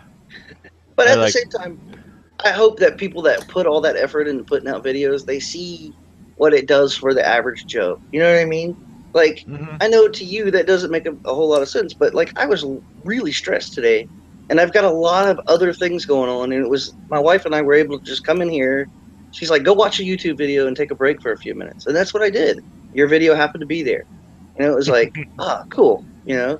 So I hope people see that. The thing that what I like about channels and what makes me subscribe to them is if the channel interacts with their viewers. If they just ignore their viewers, it's not fun to me, you know? If I have a question, or if anyone has a question, you know, I really appreciate when the video uploader replies and communicates with them and stuff. But so few do, and it just drives me crazy. It's like, why do people even comment on these people's video if they don't even read them, you know? Right. Well, so it's always been very important to me. I don't know. Do I ever reply to you? Oh yeah, you've replied to me several times. Every time I've actually. I mean, Greg does too, actually, which is really cool. That I think that's cool. Yeah, he's pretty active on there too, and he's busy. You know, he only gets like a couple days off a week or whatever. You know, and I honestly don't know of anybody that's got as many subs as that you have that actually answer comments. Yeah, I don't know how you do it because I mean, even I have. It's not hard. Huh? You just have to set a couple hours aside and do it. You know, I mean, but I do it because I want to do it. It's the same philosophy. It's like why would these people comment if they don't, you know, if I never reply to them, you know? Well, like today, I posted a video. I got a couple of friends that we shoot together, and I met them here in Charleston, but they live in Florida, and they're getting hit by the storm today. And I posted a video. Hey, keep these guys in your prayers, please. You know, I haven't got an opportunity to go back and comment, but I did go and you know, the little heart or whatever, and, you know, said just basically thank you by doing that. And then I'll go back and comment when I can, if I have internet. You know, Matthias and those guys from Seeing Arsenal? No, I don't actually, but I do know 9/11 Outdoors. And a lot of those guys. Dave, the cop. I like CNR. I know Dave. Yeah, he's a cool guy. I like him. Yeah, he's really cool. I forgot about him, actually. He's from Colombia or something like that, or yeah, he's a really nice he I think he's going to be starting a little channel here pretty soon. Who? Like Dave is, and he's just a guy that knows Matthias, who knows somebody else, you know. But I think the range that they shoot at it, Dave owns it, and Dave has like a gun. I don't know if it's a gun store or if he does gun. I thought he did gun work. Yeah, I thought he did like modding out guns and stuff like. Yeah, I don't know. But yeah, I think if we're talking about the same guy. Yeah, yeah. Barrett, tell Tony to do a quickly gall for the hat. What's that? What's a gall? Yeah. G-A-W. A giveaway. A giveaway. Oh. Boonie hat. A gall. I'm from Tennessee. You have to spell things out. With forehead sweat. But hey, that's really cool, man. I mean, that's actually something, you know me, usually 99% of the stuff I win, if I do win, I give it away. But that's something that I'll actually use. I mean, and it'll benefit the little boy next door, you know, so. I usually give everything away that people give me because honestly, it just piles up on the shelf if I don't. I'm the same way. If I can't use it or if it's going to sit around, I'll move it along or I just say, hey, give it to so-and-so or whatever. But that's something when I saw those shotguns on Gunbreaker for so cheap, I was like, man. And didn't you say you got them for like $60 or $30 or yeah, something? And you can still, they're still there too. I mean, it's amazing. But, didn't he block you or something? Yeah, he banned me for some reason. I don't know why. I still have it. He's never answered my email. I guess what a jerk. I guess he was tired of me winning them for $60 or something. Well, if you hadn't bid on it, someone would have won them for $50 or something, right? Right. Yeah, I still don't get it. You were the high bidder. There was someone below you, you know? There wasn't that many people bidding on them. You know, there's probably 20 of them on there, and he keeps just having to relist them. Uh-oh. Why is my computer acting weird? Hey, really quick, though, Tony, did you get a chance to shoot those 9mm I sent you? That's what I was wondering. Yeah, I used them. You talking about the buckshot? No, I sent you 9mm as well. Live 9mm rounds. You put them in that little green container. I put those in my 9mm bucket. Yeah, did you ever shoot them? I will. I'm pretty sure I did. I do because those are the smoky ones. Because I don't use that lube anymore. Now I powder coat them. Well, I have an ammo can full of 9mm, and I just dumped them in there. So yeah, I remember that. Range, I just grab whatever's in there. You just don't shoot them out of your Glock. You know, my Glock isn't ticky like my Boberg. So I can just grab anything, put in the Glock. Unlike Jeff, we can have lead here in South Carolina, man. We can just go I got buckets out in all my different automotive stores and the wheel places, and they just throw the wheel weights in the things for us, and we'll just get the 5-gallon buckets. We can have lead here. There's just I know, I'm just giving you a hard time. There's just places you can't hunt with it because of the stupid there's like 2 condors that they're trying to protect or something stupid. Yeah, they said they were finding it in the birds or whatever. I heard that. I will tell you this. Have you tried bismuth yet? Yeah, I have. Well, that's awesome. You better watch. You better keep it. You better heat up your mold because I almost ruined. Where is it? Almost ruined a mold. If I can show it to you. Doesn't it expand when it cools? It doesn't pour very well. Yeah. It expands twice as much as, or at least a lot more than lead shrinks. Yeah, that's why you got to put extra on top. Yeah. But I was going to try. I think I'm going to. I don't know if I'm going to buy any more of it until they ban it. I guess I think I'm going to keep buying lead until they just ban it all together. But I wasn't real happy with the. I guess it's just a different thing to learn. Zinc is fun too, by the way. If you ever get it. Zinc is fun as well. I like to mess with zinc. Yeah, you just use wheel weights. What's the melting point of? It's low. Well, I think it's a little higher than lead, but it's not a lot higher. Zinc? Isn't that steel? Isn't that No, it's zinc. That's what pennies are made out of, actually. Oh, zinc. I'm thinking. Why not just melt pennies down? You can, but then you got to deal with the stupid copper on the top. Copper's all going to rise to the surface. Yeah, but I mean, you can also get wheel weights. There's a gazillion. That's what you have to do is you have to go through your wheel weights to make sure. The new wheel weights are zinc. A lot of them are. A big portion of them. Well, now actually, the new ones are plastic now, and they said California compliant on the side of them. It's kind of funny. God. It pisses me off. I'm like, more every day. I'm more and more embarrassed to say I'm from California. I tell you, it's okay. We still love you, brother. So stupid here.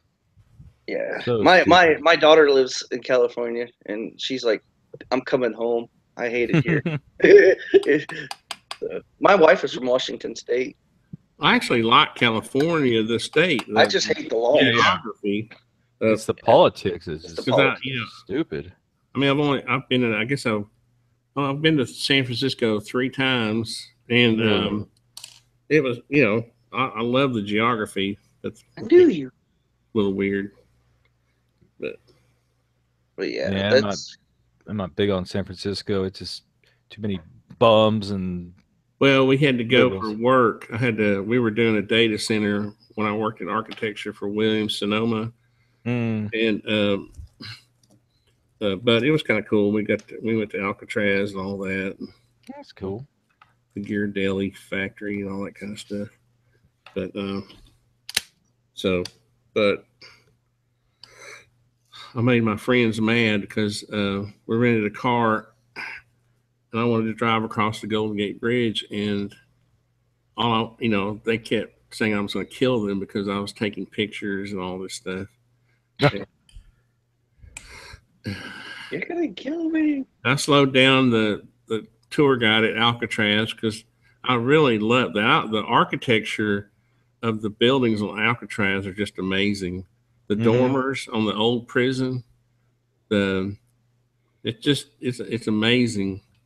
Well, that was that was the early 90s. I don't know if it's fallen apart or have they torn anything down? Probably not. No, I think it's like a historical preserve or something now, or whatever, A monument, national monument, or whatever they call it. Yeah. So Cam's going to bed. I guess so.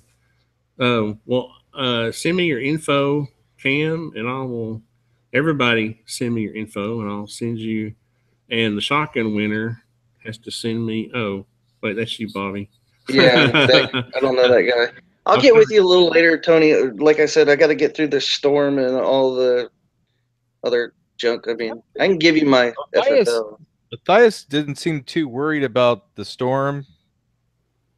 I don't think you're going to get hit over there, Bobby. He said that no, we're going to get flooded all the time, and it's just like a everyday thing, or whatever. They just go out there and tow each other behind a 4x4 on an inner tube and stuff. It's going to end up going west of us, Bobby. It's not even going to hit. Yeah, but where I live, we already get flooding if it just rains, and it's going to get wrapped in.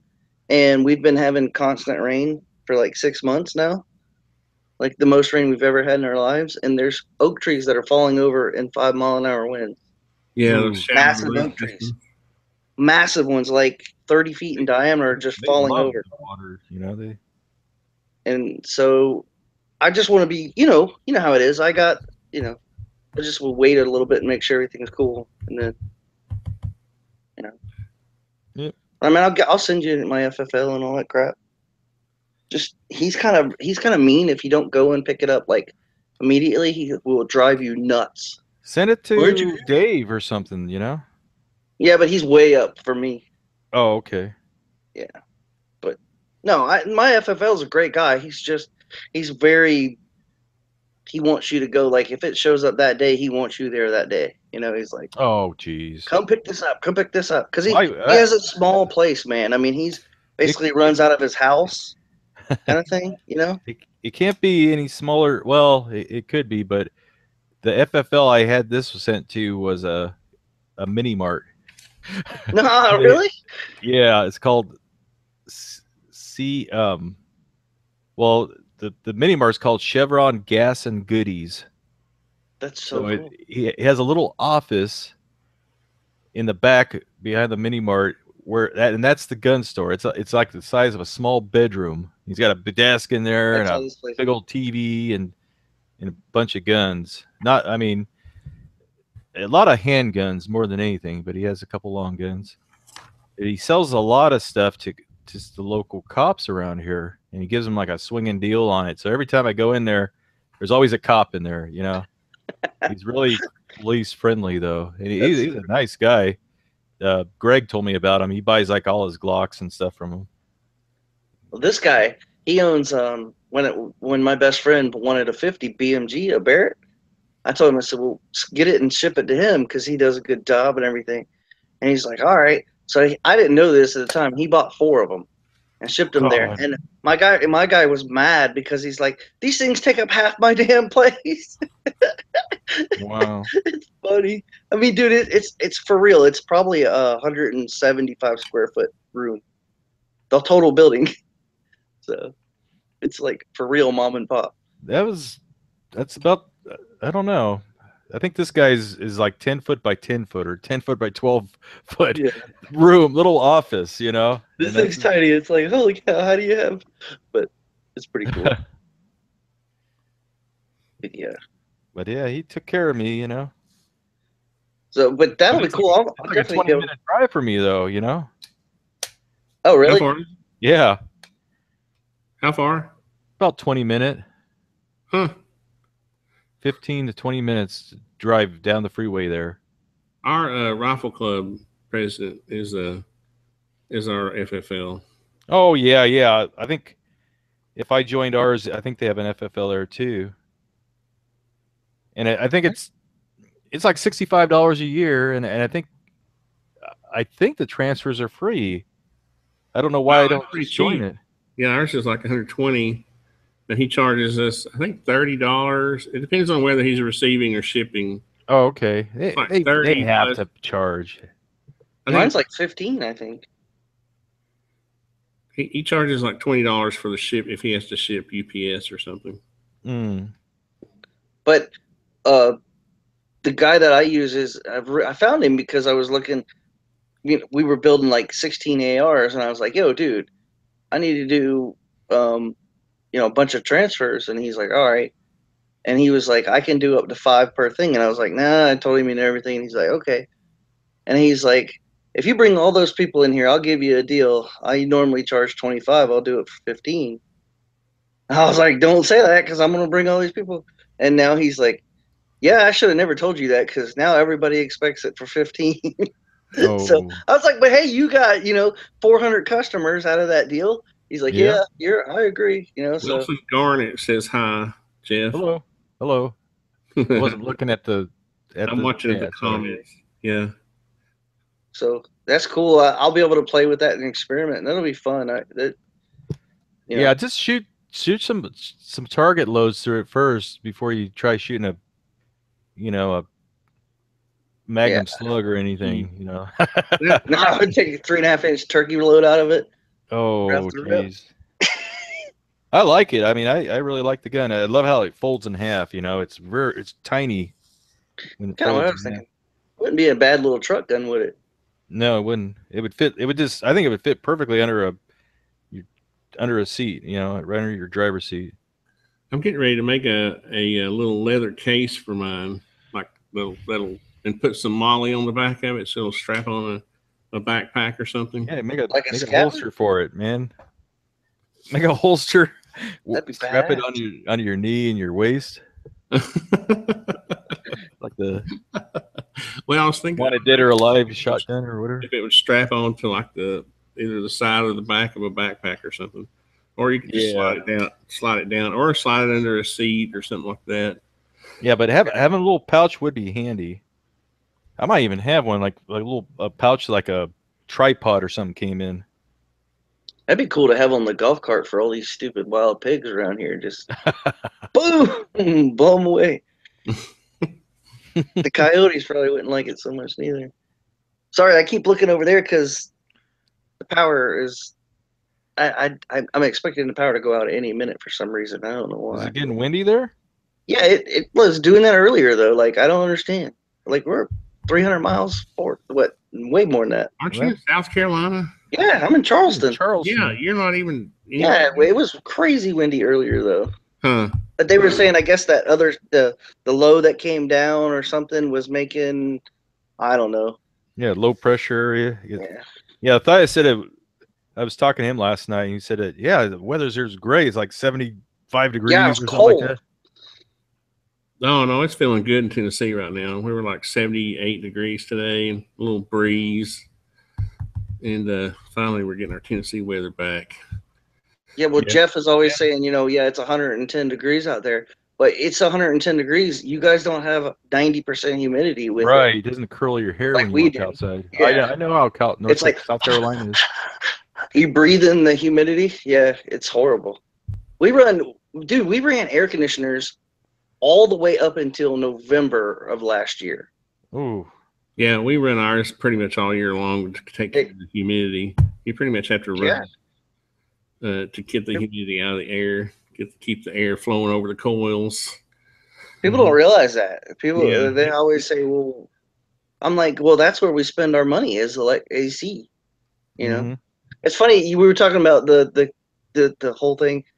Because I do a lot of videos on solar now. I guess just because I enjoy it, and I'll get a lot of those left side leaning people from the solar world, and then they come over and they see my gun channel and they're like, oh my god, I can't have anything to do with this. But I've actually brought in a lot of people that were kind of on the fence, and then they kind of see, hey, I'm a normal person. It's kind of actually a good thing in a way, because they're like, they see that it's not some crazy redneck running around with a 12 gauge on his hip. You know what I mean? They realize it's just a normal person, you know? So it works out. But again, then you get those freaks, Which Tony gets all the time. I don't know how you get all that hate, Tony. Me? Yeah. Because I'm always preaching that conservatives are happy and free people, and that the left are mean and ugly and unhappy. And I contrast that. I do that all the time, basically. And that's what I'm trying to do with usconops.com, is to contrast the fact that, if you look on the website, it's basically the tagline is making activism fun. Yep. But the people, look at freaking Antifa. I mean, they're just mad all the time. They're just they're evil. They're evil. They're just and they got teddy bears on their heads. That's all. They're just evil people. They're like little demons out there, dude. Yeah, I thought Occupy Wall Street. I think it's just rehashed Occupy Wall Street people. Yeah. Somebody said they were being paid by Bloomberg. No, I thought it was it's whatever that dude, the old Satan George Soros. Yeah, George Soros. Yeah, that's it. I'm sorry. He's funding some organization that's funding the people who are, the organizers, that the organizers get paid to go, to run the social media networks to say, hey, we're going to riot. We're going to burn down this storefront in, Seattle, Washington. Everybody show up, There's some evil stuff out there, man. A few weeks ago, we were at the, what was it, Walmart or Kmart or something like that, and I had walked by the gun alley, the gun store part of the shop, and sporting goods, and I walked past, and I turned back around and I saw something. I was like looking at it, and there's this kid over in the corner, and he was like, "This can't be real. They can't sell assault rifles in the store." And I was like, I kind of explained to him it's not really an assault rifle, yada, yada, yada. And then his mom comes over and she goes, "You can't have anything to do with guns." And she put her hands over his face like this and carried him away. God. The kid was 19. 19. He wasn't a kid. He was an adult. That's not a kid. He's 19 years old. My daughter's 20. He put her hand over her face, opposite direction, and walked him away. This was in your state? This was in North Carolina? But we got a lot of people that are moving in here into Charleston because of the BMW plant and the Volvo plant, or the Volvo plant and Boeing and all that stuff are moving here. Europeans. They're all moving here. So like, I think somebody said like 60% of our population is now people from other places. But yeah, it was amazing, man. I was just like, how does that happen? He's an adult. I mean, he can own a firearm at 18. That's embarrassing too. Yeah. You know, like, oh, you got something on your face there, and mama dabs the hanky with her spit. You know. Yeah. Jeez. I was like, really? I mean, it was insane. I mean, you know, here you see people drive around, and I don't want to make this sound like we're a whole bunch of rednecks, but you'll see people with, you know, gun racks in their trucks still, and you know, I mean, we all carry a huge portion of South Carolina carries. I think my carry license number is like 9,000, and I got mine when I turned 22, and it had just opened when I turned 22. Like, I was one of the first people to take the test. Wow. You know, I mean, so it's a ridiculous amount of number that people have of carry license, and it's like, how do you not? I mean, it's just an inanimate object. Well, heck, in Tennessee, we were carrying guns before you had to have a license to carry guns. Well, I mean, in South Carolina, you could carry in glove boxes and all that stuff. Yeah. That's what's so funny. I always carried a shotgun or something. Yeah. In my backpack if I go, because I used to see when I first started when I was a teenager, we'd see black bears, you know, all the time in the Appalachian Mountains. They're not scary, you know. I was about as big as they were, but still, you think twice, you know. So we would always have some kind of pistol. Yeah, I mean, we growing up, I mean, we go deer hunting or whatever, you know, we get pulled over all the time, you know, whatever, and the officers come up to your car and they see like 5 shotguns laying there. They don't even bat an eye, you know. It's just normal. It's not. I mean, they see, you know, but now things have changed so much. What drives me the most crazy about the whole thing is if somebody gets behind a car and goes and mows down 100 people, the first thing they say is the driver did it. The driver's an asshole. Blah blah blah blah blah. Ooh, excuse my language. And then, but if somebody gets a gun and does that same thing, the first thing that happens is they blame the gun, not the person that's behind the trigger. It's like, come on, it's just it's insane. Or they don't blame the knife when people right. You know, they have a 10-inch butcher knife or something. Oh, we should only be able to have a 3-inch butcher knife, you know. They don't. You never hear that. Right, exactly. You never hear that. That's the crazy logic, you know. Yeah, I mean, when we were in the fire department, sorry. In some ways, knives are much more dangerous too. I know. Yeah. You know, you're more likely to die from a stabbing. You're gonna die if somebody gets in close, and there's no defense against a knife attack. You know. Yeah. And it's actually there's no regulation on it. A crazy person can get one. You can get one. Go down to the store right now and buy one. Yeah, or a screwdriver. Waiting period. There's no, you know, there's no limit on how many times you can stab someone. You know, there's no exactly. There's not a 10-round limit on a knife. I'm 39 years old, and I've been in the volunteer fire department since I was 16. Actually 15, but 16. And I've been to 4 DOAs, and they were screwdrivers. Wow. Phillips head screwdrivers, every one of them. And people got hit in the center of their chest, right in their heart, or got caught in the artery, carotid artery. What's the name of the artery in your neck? I can't think of it. Aorta? Aorta. What? No, you know what I'm talking about. But anyways. Yeah, okay. Yeah, the main one in your neck. I can't think of the name of it. But anyways. The carotid. Man, I mean, they're tools. You know, it's literally a screwdriver. Why can't they see that screwdriver as a gun? It's the same thing. Mm-hmm. It's a tool. It's, you know, that tool wasn't designed to kill anybody, but it was used that way. So now it become a weapon. You know, I mean, you could kill someone with a pencil. You know, that's exactly right. It's the person. You know, you got to blame the evil person. You know, for their acts. I was talking about bears, and one of the guys was asking me if I'd ever seen a bear in Case Cove, and yes, I was born in Marshtown, Tennessee, so And I've also lived in Knoxville for a little while. So Cage Cove was like a weekend thing for us. And yes, me and my brother would go off walking on the side trails, and there's black bears all over the place. And there would always kind of be, during the day, they would be up in the trees with their cubs and stuff. So you'd be walking along and you'd hear this, like a moan, and you'd look up and, you'd see the mom and her cubs. Kind of scary, but not, they were so used to seeing people, wasn't that scary. Have you ever shot a bear, Tony? No, never shot a bear. Oh my God, I did it one time and I'll never do it again unless I have to defend myself or someone else. It cried like a baby. It sounded like a person crying. Oh my God. I don't like the noise they make. Yeah, it was horrible, dude. It literally changed my life. Like, and I'm a hunter. I've been hunting my whole life. I don't hunt for antlers or trophies or any of that stuff. But I got talked into going on this bear hunt up in upstate South Carolina, and I won tags and all this stuff, and they're like, "You gotta go, it's a big deal," and blah blah blah. And I was like, "All right, I'll go."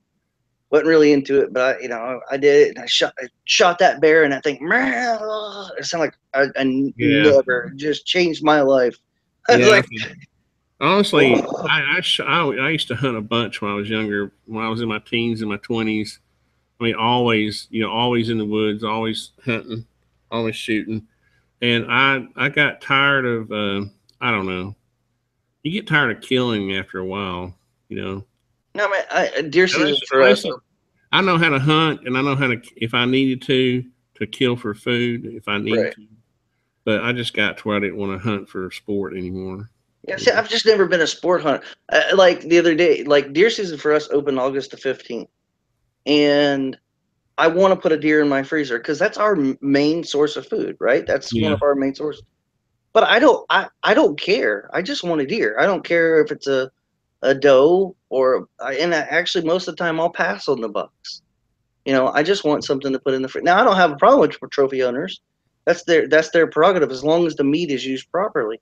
But man, shooting that bear, just that sound, I'll just never be able to forget that. What I don't really like is how bear are hunted there, with the dogs. Well, that plus the baiting, they use the peanut butter and all kinds of stuff. Oh, okay.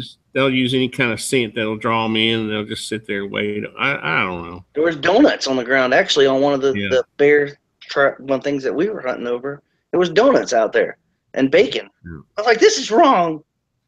Yeah, I didn't. You got someone in the comments talking about how guns are violent, how guns have an emotion. There's such thing as gun violence.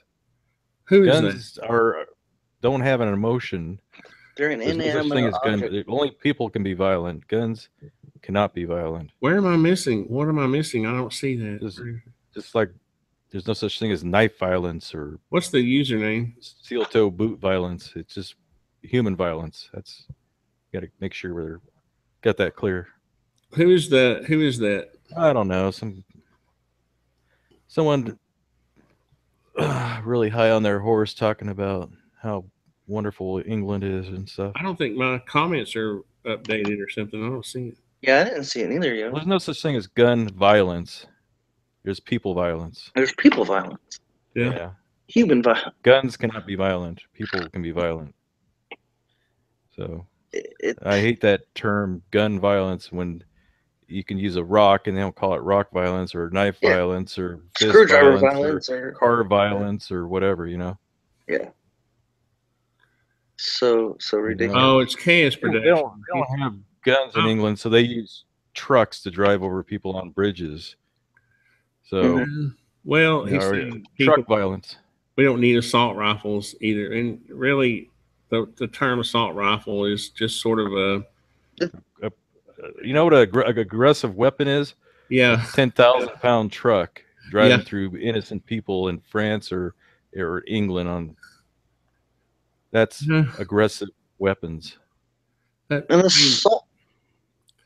Any kill many more people with a fast-moving car or a truck or whatever. So it's silly. You can't blame the tool.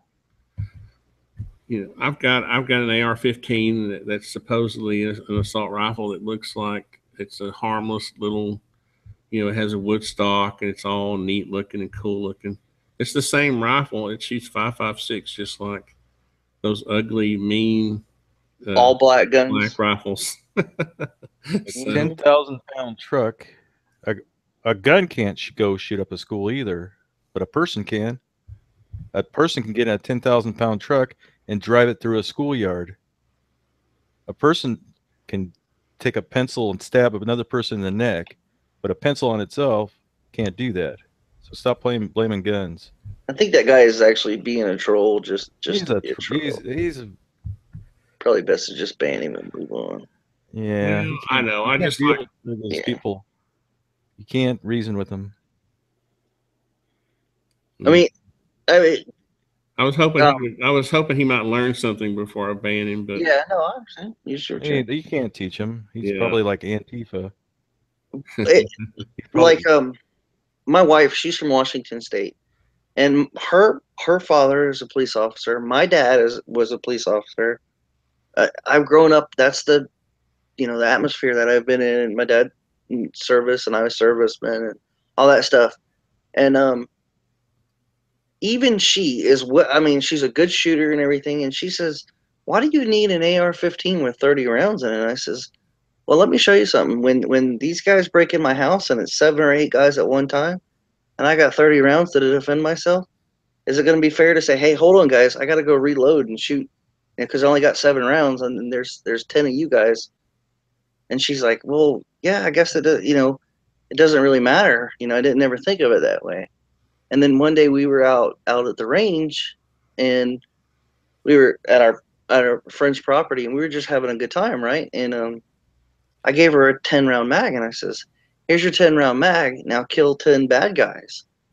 And we put 10 balloons up there, and she pops 10 balloons, and there's actually 11. And I was like, "You got to kill that 11th one. There's another one that you didn't see."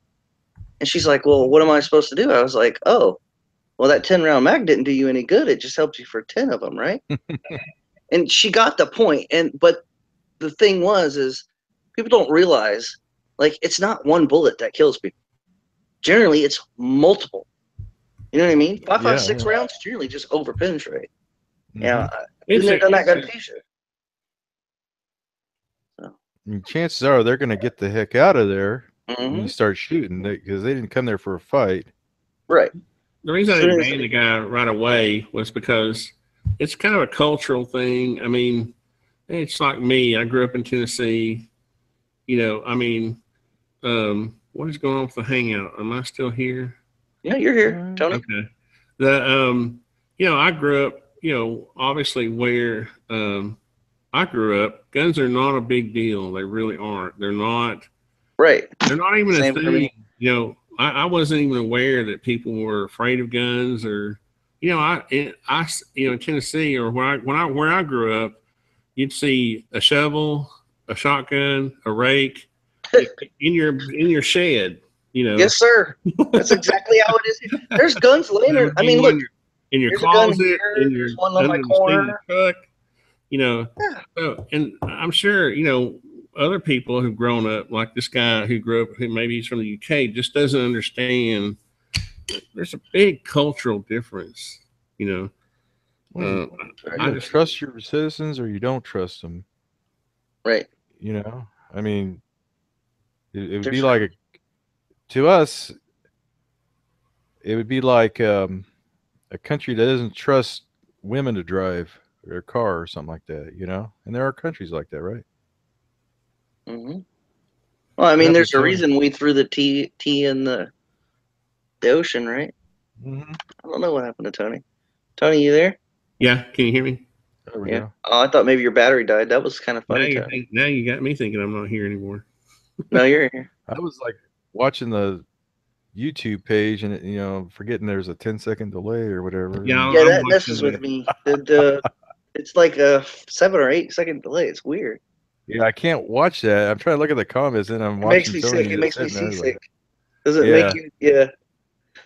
People from California don't suck. I mean, now they're saying It's not politics sucks. Not yeah, people. the politics thing. It's funny because everything's kind of relative. It's like I know people from California. I have friends there, and of course, I feel like you're my friend Jeff. And it's funny because when you know people from California, and you know they're good people, and they mean their politics are not weird like the politicians are. Most of the liberals are sort of located in zones, right? San Francisco, right. Southern, like along the coast. California. So you got L.A., San Diego, the whole coastline. Yeah, Santa Barbara, San Jose, San Francisco, and that's where the population is, and they tend to be liberal there.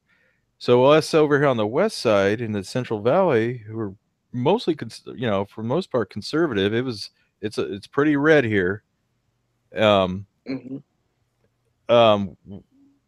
We're interested in agriculture and not technology. We got a lot of dairies and farming and vineyards and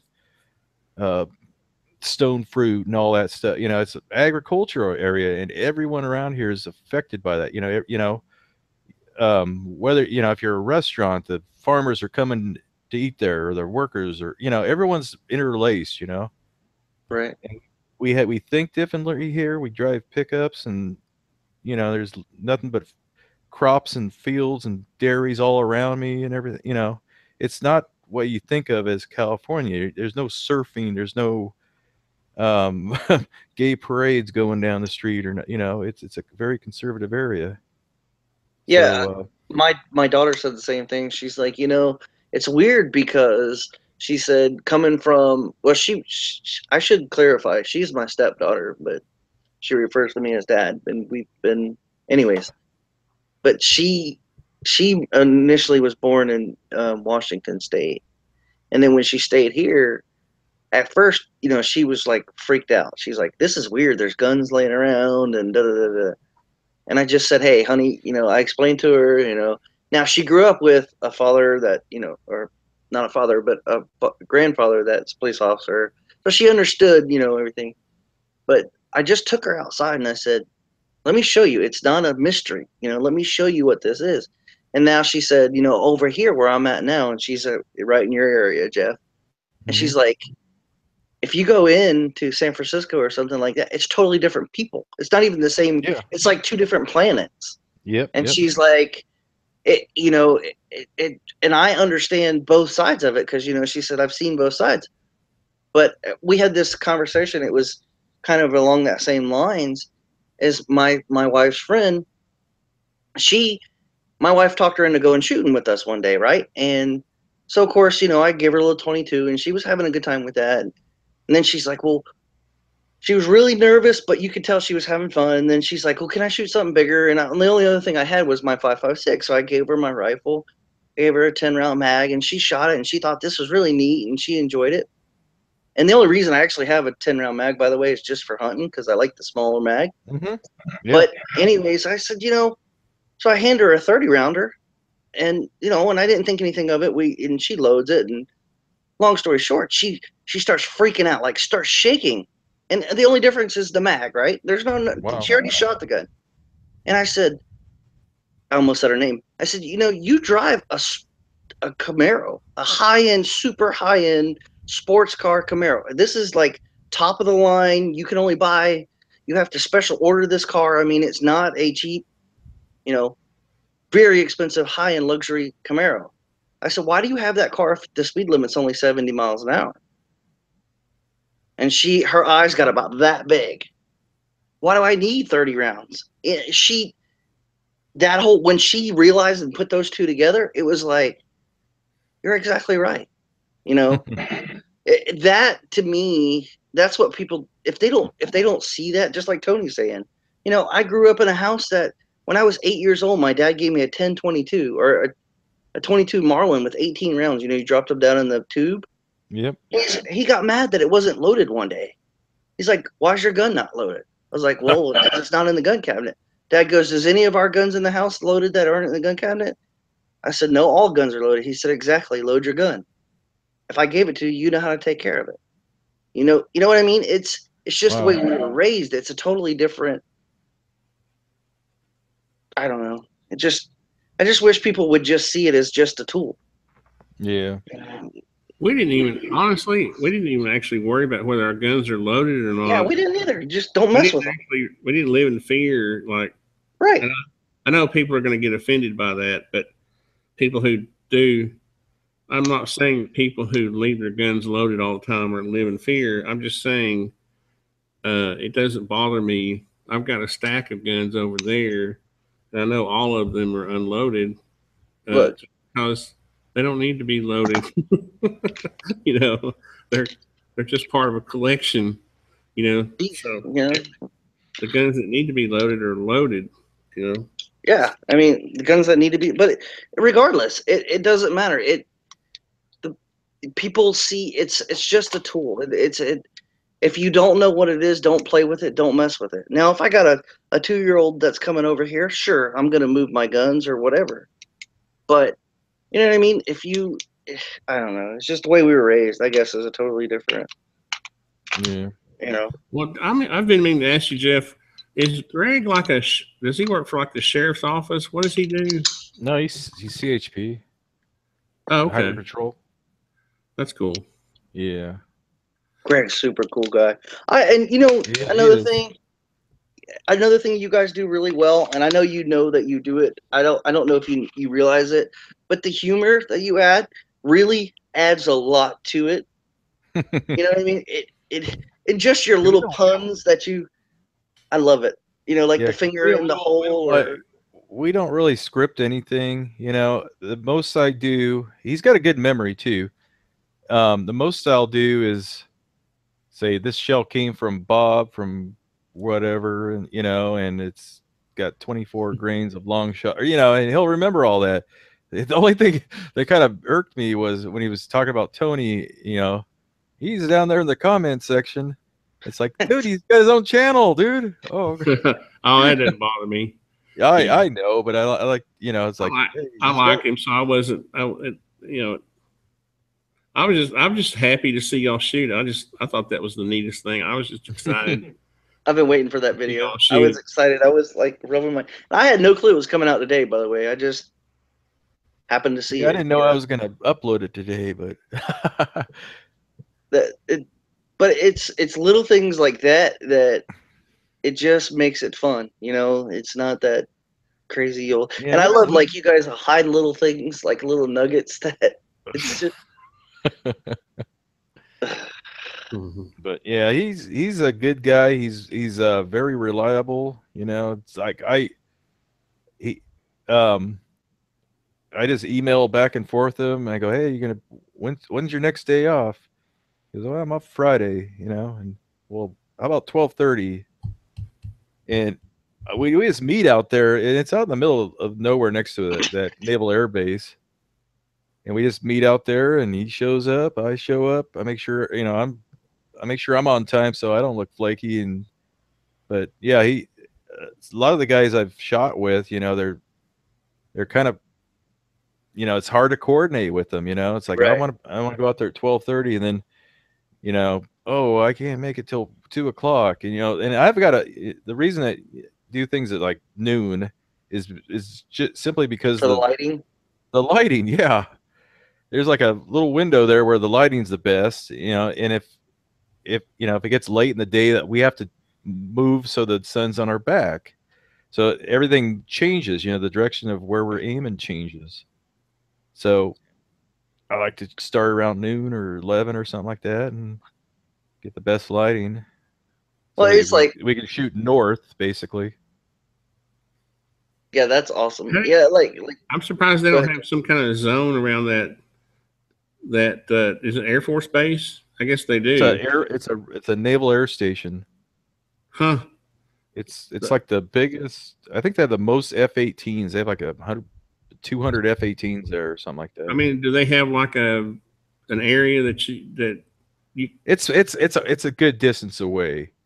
Yeah. It's probably 1,000 yards. 5 miles to the runway or whatever.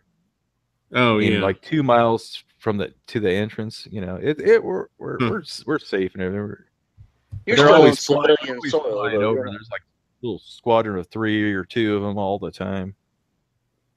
I know that like for example, the other day when you guys were at Greg's a little range or whatever there. The police range there. Yeah, and it's like no shotguns, and he's like, don't notice this, or it's little things like that on top of the besides the learning aspect, because I love the learning aspect, that make it fun, right? And you guys, I don't know if you realize it or not. I don't know if it's just something that comes up, but it's that kind of stuff. It's like Tony will make a video, and Tony will get so irritated. He's like, great, I'm sure I messed up this. I'm sure you guys can't see this. And I'm like, yeah, but what you didn't realize is you just showed me some cool tool that I had never seen, or, it's real. That's, I guess is what I'm trying to say. It's real. And that's for me is the real thing, right? Because you get these polished things. Well, if I want to watch a commercial, I'll go watch a damn commercial. Well, I was going to say, that's what you get with unscripted videos like mine. We don't do any planning at all. As a matter of fact, Barrett never knows when we just don't plan them at all. Period. Mm-hmm. We don't even plan the days that we go to the range, because I don't know what's going to happen that morning, like with a project or something. It's just like, hey, grab the guns, we're going to the range. See, to me, that's real. I mean, it's I don't. There's a really big YouTuber that I like a lot, and he's really awesome. And I'm not going to say his name. He's a homesteader guy, but his video, just because his videos become, you realize after watching his videos, they're polished all pretty and everything, and basically it's for a Yanmar tractor, or it's for this chainsaw, or it's like, wait, that was a damn infomercial for this particular thing, I'm sure you guys know who I'm talking about.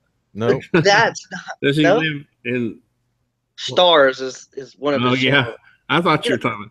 He's a pretty good guy. He is, but it's not. That's not real. Yeah. Yeah. That's not real. Yeah, I used to watch. I used to be subscribed, and I watched almost every video, and I don't know. Jeff and them out there goofing off and shooting people's and putting fingers in places that they don't belong, and laughing and first. I think he was a lot cooler. And then the other older guy is pretty cool too. I shouldn't say older guy, Danny. But I don't know. Yeah, he's another really local guy. Who? And oh, you're talking about the bearded guy. The other Barry, we call him. Yeah, that's cool. He reminds me of Barry from Iraq Veteran a lot. He kind of sounds like him and kind of looks like him. Yeah. So I was like, start calling him the other Barry. Eric's a super good guy, man. Yeah. But yeah, he's a local guy too, and he just wanted to send me some like 3D printed pellets or something like that. I was like, oh my gosh, not more 3D stuff. I was like, Barry with it. Every time I post some 3D, everyone's with a 3D printer wants to send me some. Yeah, it's like. But I'm surprised people don't get burnt out. I got burnt out. Like, it only took me about a year to get burnt out on my 3D printer. Man, honestly, I would love a 3D printer. Just because I'm a curious person. I think I wore mine out. Did you? Oh man, I was printing all the time. I would leave that thing running while I was gone. Sometimes I would come back and there'd be a blob of ABS. Yeah, it takes so long. You can't just sit there and watch it. Oh, it takes forever, and it puts off fumes, and it's really a lot. You really should have a vented area, and I didn't, so I would just crack a window and shut the door, my office door, and leave it running, and turn it. Sometimes I would turn the camera on and just leave it running until it, died, and so. But yeah, that got pretty. So may I ask a quick gun question to you guys? No. What? Curious. This is guns are evil. Guns kill schools. Guns. They jump up off the table and start shooting each other. And guns are violent. Yeah, they're just horrible. They're just worst thing ever. Yeah. No. What's your if money was an object, what's the one gun, within reason, no bazookas or stuff like that. What's the one gun that, you know, if money and laws weren't an object, you would have? I don't know. I'd like a authentic Luger. That's all I'd want. Really? Yeah. I've been holding out for I really want an M1A, but every time I go to buy one, I think they're overpriced. But why don't you join that thing and then you get one for like half the price? What's that? There's some CMP civilian. Yeah, that thing. I'm a member of the civilian marksman. As a matter of fact, I'm going to start shooting our rifle club. There's a guy that organizes those, you know, those shoots. You know, you compete in. And I've been wanting to get kind of involved with that in the 22 caliber area or section of it. And, that's cool. But those aren't as cheap as you think they are. I mean, they're not that. Well, besides that, they're specific. There's not just that broad of a choice. I mean, they're specific guns, right? They're right. Yeah. You're making it a small group. Well, you can't just get any gun you want. They have to be the ones that were issued to them. Right. And so they'll get like surplus guns or something. Right. You know, something like that. I thought mine was going to be lame. Dang. I just want a run of the mill 308 semi-automatic because I love 308. That's my favorite caliber. I just want a semi-automatic 308. So I thought, man, I was going to be the lame one there. Dang. Jeff's like just a Luger. Dude, I've seen them here at gun shows. Probably every other gun show you go to, there's at least one or two authentic World War. What are they? 2 or 1? The old German. They're as old as 1911, right? Or they're older. I don't know. I don't know enough about them. I know that I've seen them. That's the one that has that funky little trapdoor thing that opens up. Yeah, just like that. The P08 Luger. Yeah. Man, if I ever find one, I'll call you. I'll be like, yo, dude, I got one. I'll be going to a yard sale one day. You'll see one. Jeff, I know. Some old lady. I'll take a cap gun version. I just like the engineering on the Luger. It's such a bizarro design, you know. They're pretty cool. Pretty cool looking. The coolest yard sale gun I ever found was a over and under, but it was a 20 gauge on the bottom and a 22 on the top. Oh, it might have been the opposite. I don't remember, but I had one when I was a kid. That was I don't know what happened to it. I think my brother took it. He's full in a garage sale and he bought it. It was a 410 on the bottom and a 22 on top. Okay, that might have been what it was. Maybe it was a great squirrel gun. You know, you'd shoot at the squirrel with a 22, and if you miss it, you're just like, okay, you're gonna get blasted. That'd be sweet. Shooting with a slug. But the cool one, my brother actually found. I guess technically he's not my brother, but the guy that I served with, he found his grandfather had a true Tommy gun up in the damn those bring home boxes we used to call them, or whatever they call them, trunks. Mm-hmm. He had a full original Tommy gun in there. What he bought from Sears and Roebuck or whatever, I don't know. It was just ordered in the mail.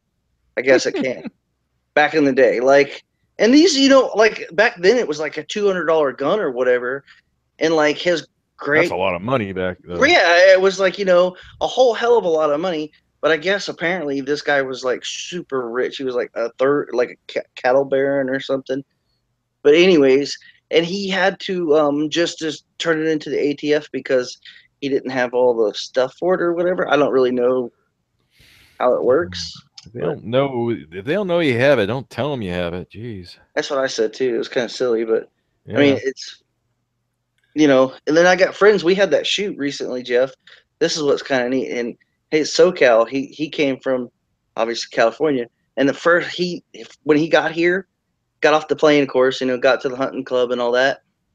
And the first thing he does, he gets out of the car, and one of the guys is shooting an AR with a 300 blackout with the suppressor on it. His eyes got about this big because it was the first time he ever heard a suppressor. He's like, I know what that is. It was so cool. He was like, he was enthralled. He was just like, this is so cool. You know, it's like, I can hold this. No, you can shoot it. You know, it was pretty neat. The coolest thing about suppressors is just being able to hear the action of the gun. You know, being able to hear the bolt, you know, running and or whatever it, you know, depending on what type of gun it is. You know, I mean, if you're in like Southern California and you want to go look at cool guns, and you don't want to go that far, go to that freaking Big Sandy machine gun shoot. I mean, it's even closer from LA than it is to me. You know, it's like a 5 or 6 hour drive for me, and those people, man, they'll let you shoot their guns if you're nice to them and everything, and you'll see everything there from you know, MG08s and MG42s and miniguns. I mean, it's a really big shoot, and a lot of people don't know about it. Everyone knows about Knob Creek, but not Big Sandy for some reason. I don't know. I think Big Sandy to me seems to be pretty popular. I mean, that's my impression. There's hardly any spectators there. It's weird. There's a whole bunch of people camping there, but they're all there to shoot. Really? Yeah. So there's vendors and a whole bunch of Winnebagos and trailers and tents and stuff, and it's like camping in the desert. Really, it's dry and it's not too hot or anything, but there's not like a lot of spectators, which is you think, and it's like $25 for the whole weekend. You can camp out there and everything. Wow! But it's you just walk up and down there's like a rope, whatever, the firing line is like a rope, and it's a 1/4 mile long, and it's not like there's crowds of people in front of you or nothing. You can just get there and film them. I've seen video of Knob Creek, and there's just people shoulder to shoulder and holding their phones up. And, it's like, I've been there. It doesn't look like fun at all. It's miserable. It's a little gorge or something, right?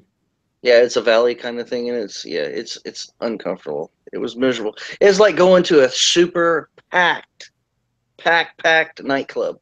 Yeah, that's how I felt. That's how I felt the whole time we were there. It was like, but Big Sandy, it's a 1/4 mile long, and I think each little slot is like 10 feet or something like that. That you, if you're a shooter, you buy that little space, that 10-foot little square, lay out your tarp there, and every 10 feet there's a shooter, and that's awesome. Some big, the big guys, the guys,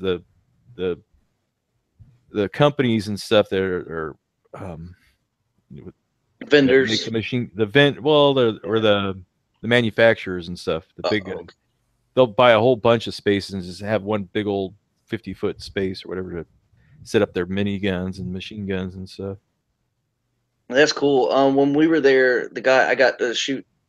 Actually, I didn't, but the guy next to me got to shoot the minigun Dillon. That's the 5.56 version, the little one that they had at SHOT Show. That was really cool. That was probably cool. Economical. The 308 one seems like a goat. That thing is only this big though, dude. It's like this big. It's like tiny.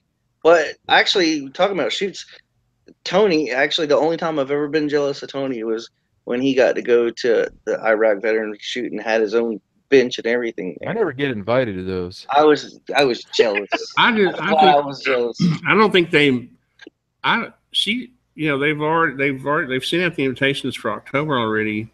I don't think they are meaning to not invite you, because they I just don't talk to them or anything. They send out so many invitations. I think they just assume you're from California and you're just too far away. I don't mean that you won't come. Well, I'm not going to invite him to my shoot then. Me and Greg out there shooting. And Danny too. That's another thing too. It's like, Tony does this too, but like you guys will get picked on like for, you know, people will say, oh, well, I could have hit that at 100 yards. And you'll be like, yeah, this is a YouTube 40-yard shot. And little things like, if you want to do it, come shoot it your damn self, you know? And I'm just yelling at the screen. I'm like, why do y'all have to make negative comments to these people? They're out there. It drives me nuts. I don't know. I'm not good at that. I don't, you know. This is 1,000 Call of Duty yards or something. Call of Duty yards Yeah. Yeah. What was the last one that you did, Tony, when you were like, yeah, this is my 900-yard YouTube shot or something like that, and it was like in your backyard with a pellet gun or whatever. I'll never. I mean, it was just that kind of stuff really adds a lot to, you know.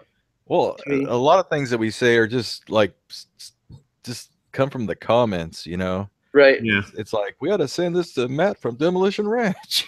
That was awesome when the whole cube thing came up. Somebody said that. Yeah. Which honestly, I did want to shoot that with the BMG 50. It would be cool to see it. You'd probably never find it again. You'd probably fling it out into the lake or whatever. It probably would. It would sling it across the world. But yeah, it's like, you ought to send that to Matt. Desperation Ranch or whatever. Yeah, they're talking about Brandon's AK. They're talking about Brandon, the AK guys, AK-50 in the comments, and I met him at the NRA show. He's a pretty cool guy. He's a nice, down-to-earth guy. Mm-hmm. Has he finally got that thing working? Yeah. Did he? Yeah. I didn't know that. Actually, you were speaking of Matt from Demolition Ranch. He's actually a really cool guy too, dude. He's like super down to earth. He's like. Have you met him before? Or yeah. Well, actually, I should take that back. I know somebody that knows him indirectly. So I've never met him. I know his uncle's cousin's name. No, yeah. Who's that? Talking about Matt from Demolition Ranch. Oh, yeah. I know his barber's cousin. Actually, yeah, I don't know indirect. I don't know. But the guy that I know him through is a very upstanding guy. He's a special operator, so he's got his shit together. I thought you knew him, Jeff. Yeah, I know him. I know all these guys, man. Yeah. The only channel I don't talk to is like Nothing Fancy. He doesn't like me. Never talk to him. Who was my contact for Nothing Fancy? Such or something? Huh? No, it was what was his name? Because he's signed your crickets before. Yeah, right? he signed the crickets one year. That's good. That's good. But I had to have a liaison. I couldn't, I wasn't really. I wasn't good enough to make direct contact. I wouldn't even bother with that dude then, if that's the way. I didn't the next year. Such is a good guy. Like, dude, you're not a celebrity, dude. It was none of us are celebrities. Just an idiot with a camera. That's it.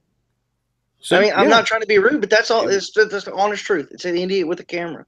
Yeah, we're just a little more just obsessive about doing stuff, I guess. We got a broken gear in our head that makes us post videos.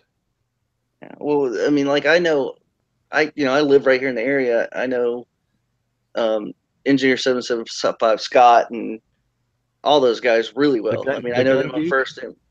I don't know the Gun Geek actually, but I know a lot of these guys on a first name basis. It's like the biggest gun channel in Canada. In Canada, hey, yeah.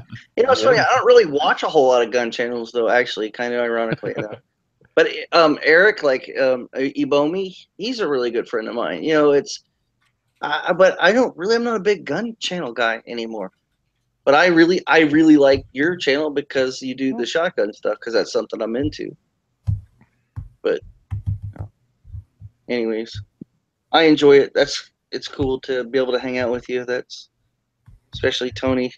You learn yourself that I'm just another idiot, I didn't mean it that way, but you know what I'm saying. I don't think the way I feel. It's just an idiot with a camera. I mean, that's it. That's realistically, right. It's nobody. I'm just a little more broken than normal people. Because you spend all your money on. Dude, that camera's badass though.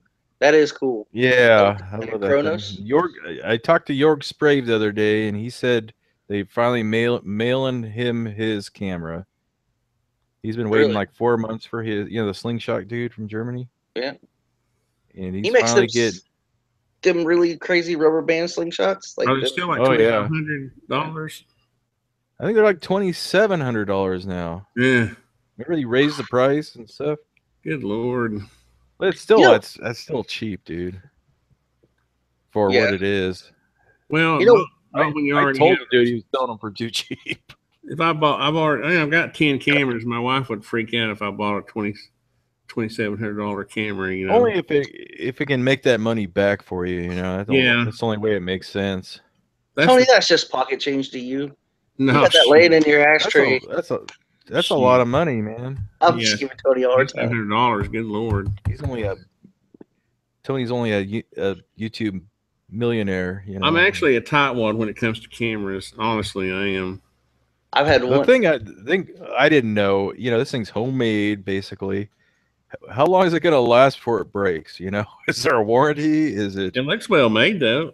It is. It's very well made, and I abuse the heck out of it. Have you ever actually showed it? I'm sorry, I'm so laggy. Yeah, I showed it. I made a video of it before I even started using it. The guy who makes them has pretty good videos on them. That guy's a genius, dude. Who makes a high-speed camera in their garage? Yeah, that's crazy. Yeah, I mean, he designed the circuit boards. Bought a CNC lathe or a CNC mill to mill out the cases. The dude's he wrote all the software for it. I mean, I can't believe how smart the dude is. He was devoted to Chinese haven't come out with a cheap. Because like I said, I'm a cheap. Like I remember when the little cameras came out. The Casios and everything. No, the little square Hero or GoPros. I went and looked up, the Chinese model, which was like $100 when they were like $400, right? I still have it somewhere around here. But so I remember when that guy, he wouldn't, But anyways, long story. When I realized I wasn't going to be able to get one, I started thinking, well, gee, I actually wrote this guy from this company. What was it called? Banggood? Yeah, Banggood's. And actually, I saw that ad today on your video, Tony. Funny enough. Yes. Banggood. I sent the guy some information and a link, and I was like, because he sent me several products. I forgot what they were. Oh, they were like silly things like, Bluetooth light bulbs and this kind of silly stuff, And I said, you guys are really got to develop a camera like this. And of course, I don't know. Nothing ever happened, obviously, but I keep hoping that the Chinese will come out with something cheap. Well, Tony, how did you video the bees with slow-mo? What do you mean? Remember you used to do slow-mo with the bees? I've got an EXF1 that Jeff inspired me to get, but I don't think I used that for the bees. I think I just used the bees. I think were just the iPhone slow motion. No, because you said, and you were like all excited. You're like, I got my slow-mo camera back. And you made a specific bee video when they were going in the thing. I'll never forget it. It was the coolest freaking bee video I've ever seen in my life. Yeah, but see, the EXF1, it would have been either like grayscale looking. It's not color. Oh, no, this was color. Yeah. Yeah, okay. I think that was just sometimes what I'll do with the iPhone slow motion is I'll reprocess it and then slow it down again, and then process it and then slow it down again. Oh, because the software fills in the frames, or I don't know, it's doing something because you can slow it down. You can kind of fake it like that. I did that a few times on the bee. So the bee. Yeah, they were going in the hole. You made the hole smaller. Yeah, I'll never forget. I think that's just 240 frames per second, isn't it, Jeff? In the iPhone, what is it? 240. I think the iPhone's only 240. I think so. I don't have an iPhone. 220, something like that. A millionaire. You're talking to a guy that has a legitimate flip phone. I still have a flip phone, and actually, it only has 20 minutes on it. And it's for emergencies. Wow. If I'm broke down, I'll show you something top secret. I don't even have that. Where's my mouse even working now? Good Lord, my computer's whacking out. Here's my bismuth slugs. Oh, I made. They're stuck in there. Well, it comes with. I made it in halves, so you can take it apart. Okay. And I haven't taken. That's gonna be cool. I just haven't taken it apart yet. That's gonna be cool. I think I shot some slugs out of that stuff. That stuff's so funky, man. It kind of shatters. It doesn't smash. I don't like it. Yeah, I don't think I'm gonna make any. It's kind of expensive, isn't it? Yeah, it's a little more expensive than lead. It's really for using it to like slug your barrel and stuff to learn your size of your barrels. Yeah, you can. Stab your wrist there. Oh my god! What's it called when you? Oh, when you take you make a slug for the barrel and you run it through. It's called. Yeah, I can't think of what it's called. I'm supposed to know this because I took the gunsmithing course. Eric does it. Iraq veteran. He uses it to pull out the ring. Like he used it to pull out brass one time. What I did was I took a slugging your barrel. It's called something else. Anyway, I took a drill bit and I put it on the grinder and made this shape with the Forster bit or something, or just a regular old spade bit. It didn't turn out exactly. Put out your eye. It hits you. I'll send your eye out, kid. So I'll send you some zinc, Tony. Huh? I'll send you some zinc. Just melt pennies down. You can just melt pennies too. We'll do the same thing. Let's see how heavy it is right quick. See how heavy they are right quick. I got some Russian zinc slugs. I guess it's a lot harder than lead. You can shoot a tree trunk or something with it and pull it out and shoot it again. That's funny you bring that up, Jeff. I laughed so hard from Jeff or from Greg's reaction when y'all shot that stump, that block that y'all always shoot and that block blew apart. Yeah. Dude, I don't know why, but it's things like that, it's like real, real shit, it's like, holy cow, that really happened, I'm pretty good at math, I can tell you right now, because 1.1 ounce, and I was guessing, I think I made a video on this. You did, I remember it. No, well, I haven't edited this one yet, but I need to. There's a I used I took the density of bismuth, volume and density, and then times power squared times whatever to get the cylinder volume, and I use real math, and I tried to get it to an ounce, and it worked. That's the first time I'm. Come on, we know Alex did all the math. We know the truth. Well, no, I thought. I'm sorry, Tony. I was thinking that was that shotgun thing you made to hold the shells. Yeah, that's what I was thinking. That was what he was talking about. Oh, yeah, I've got that over at the work. I just have to have it laying here. Do you have I use my mech? I have an old mech. It's a 1080 or something like that. Mech reloader, shotgun 12 gauge reloader. How come you don't have a? I don't want to do it. I don't want to do anything. I want to keep it simple. If I can't if I can't hand load it and roll it, crimp it, I don't want to because it's too expensive. They're handy for. Danny gave me like a beater one that is used for depriming and resizing. Yeah. And it's a pain in the butt because it's fine for short brass, but you put like anything with high brass and it sticks in there, when it's after you deprime it. You don't have it set up correctly. I apparently don't. Or I need to grind on it. Reloading stuff is that it just goes on forever. It does. It's addictive as hell. And I said to myself when I first started, I'm only going to do this, and that's it.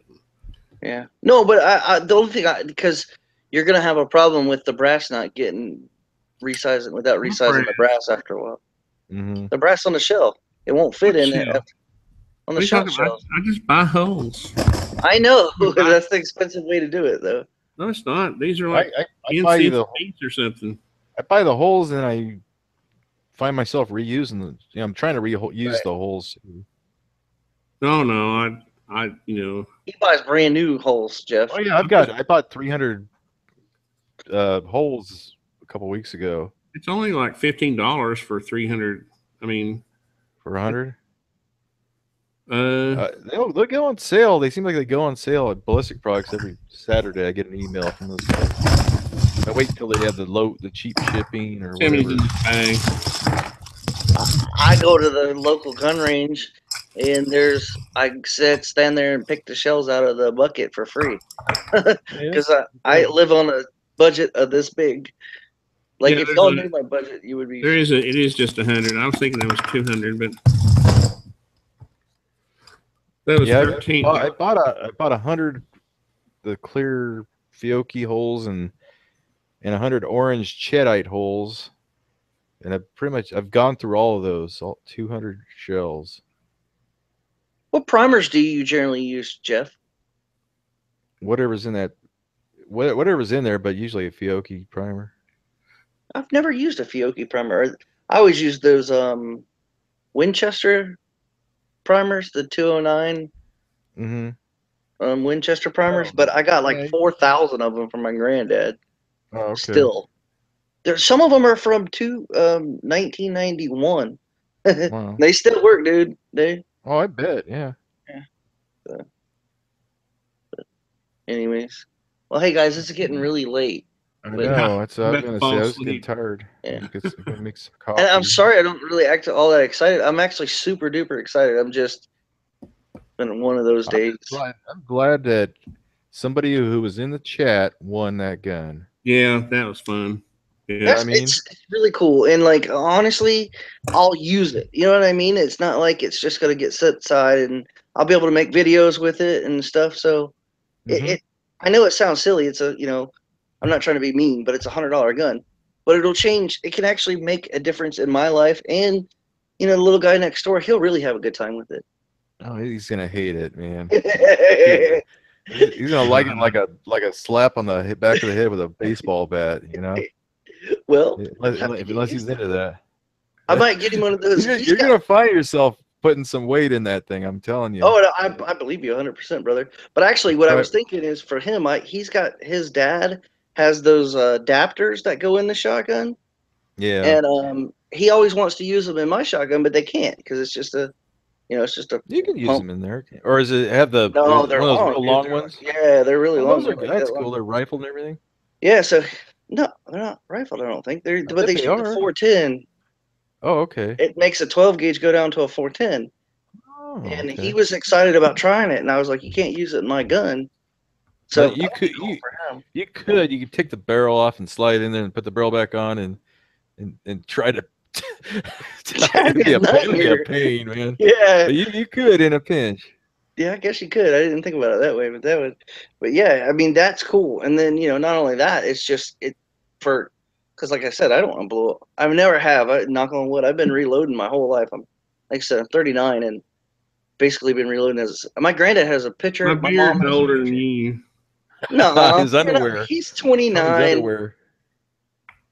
But like it's perfect for that. Like that, I can experiment, I can play, and I can work up a load and not have to worry about, what choke do I have in my gun today? Because I usually keep a full in there.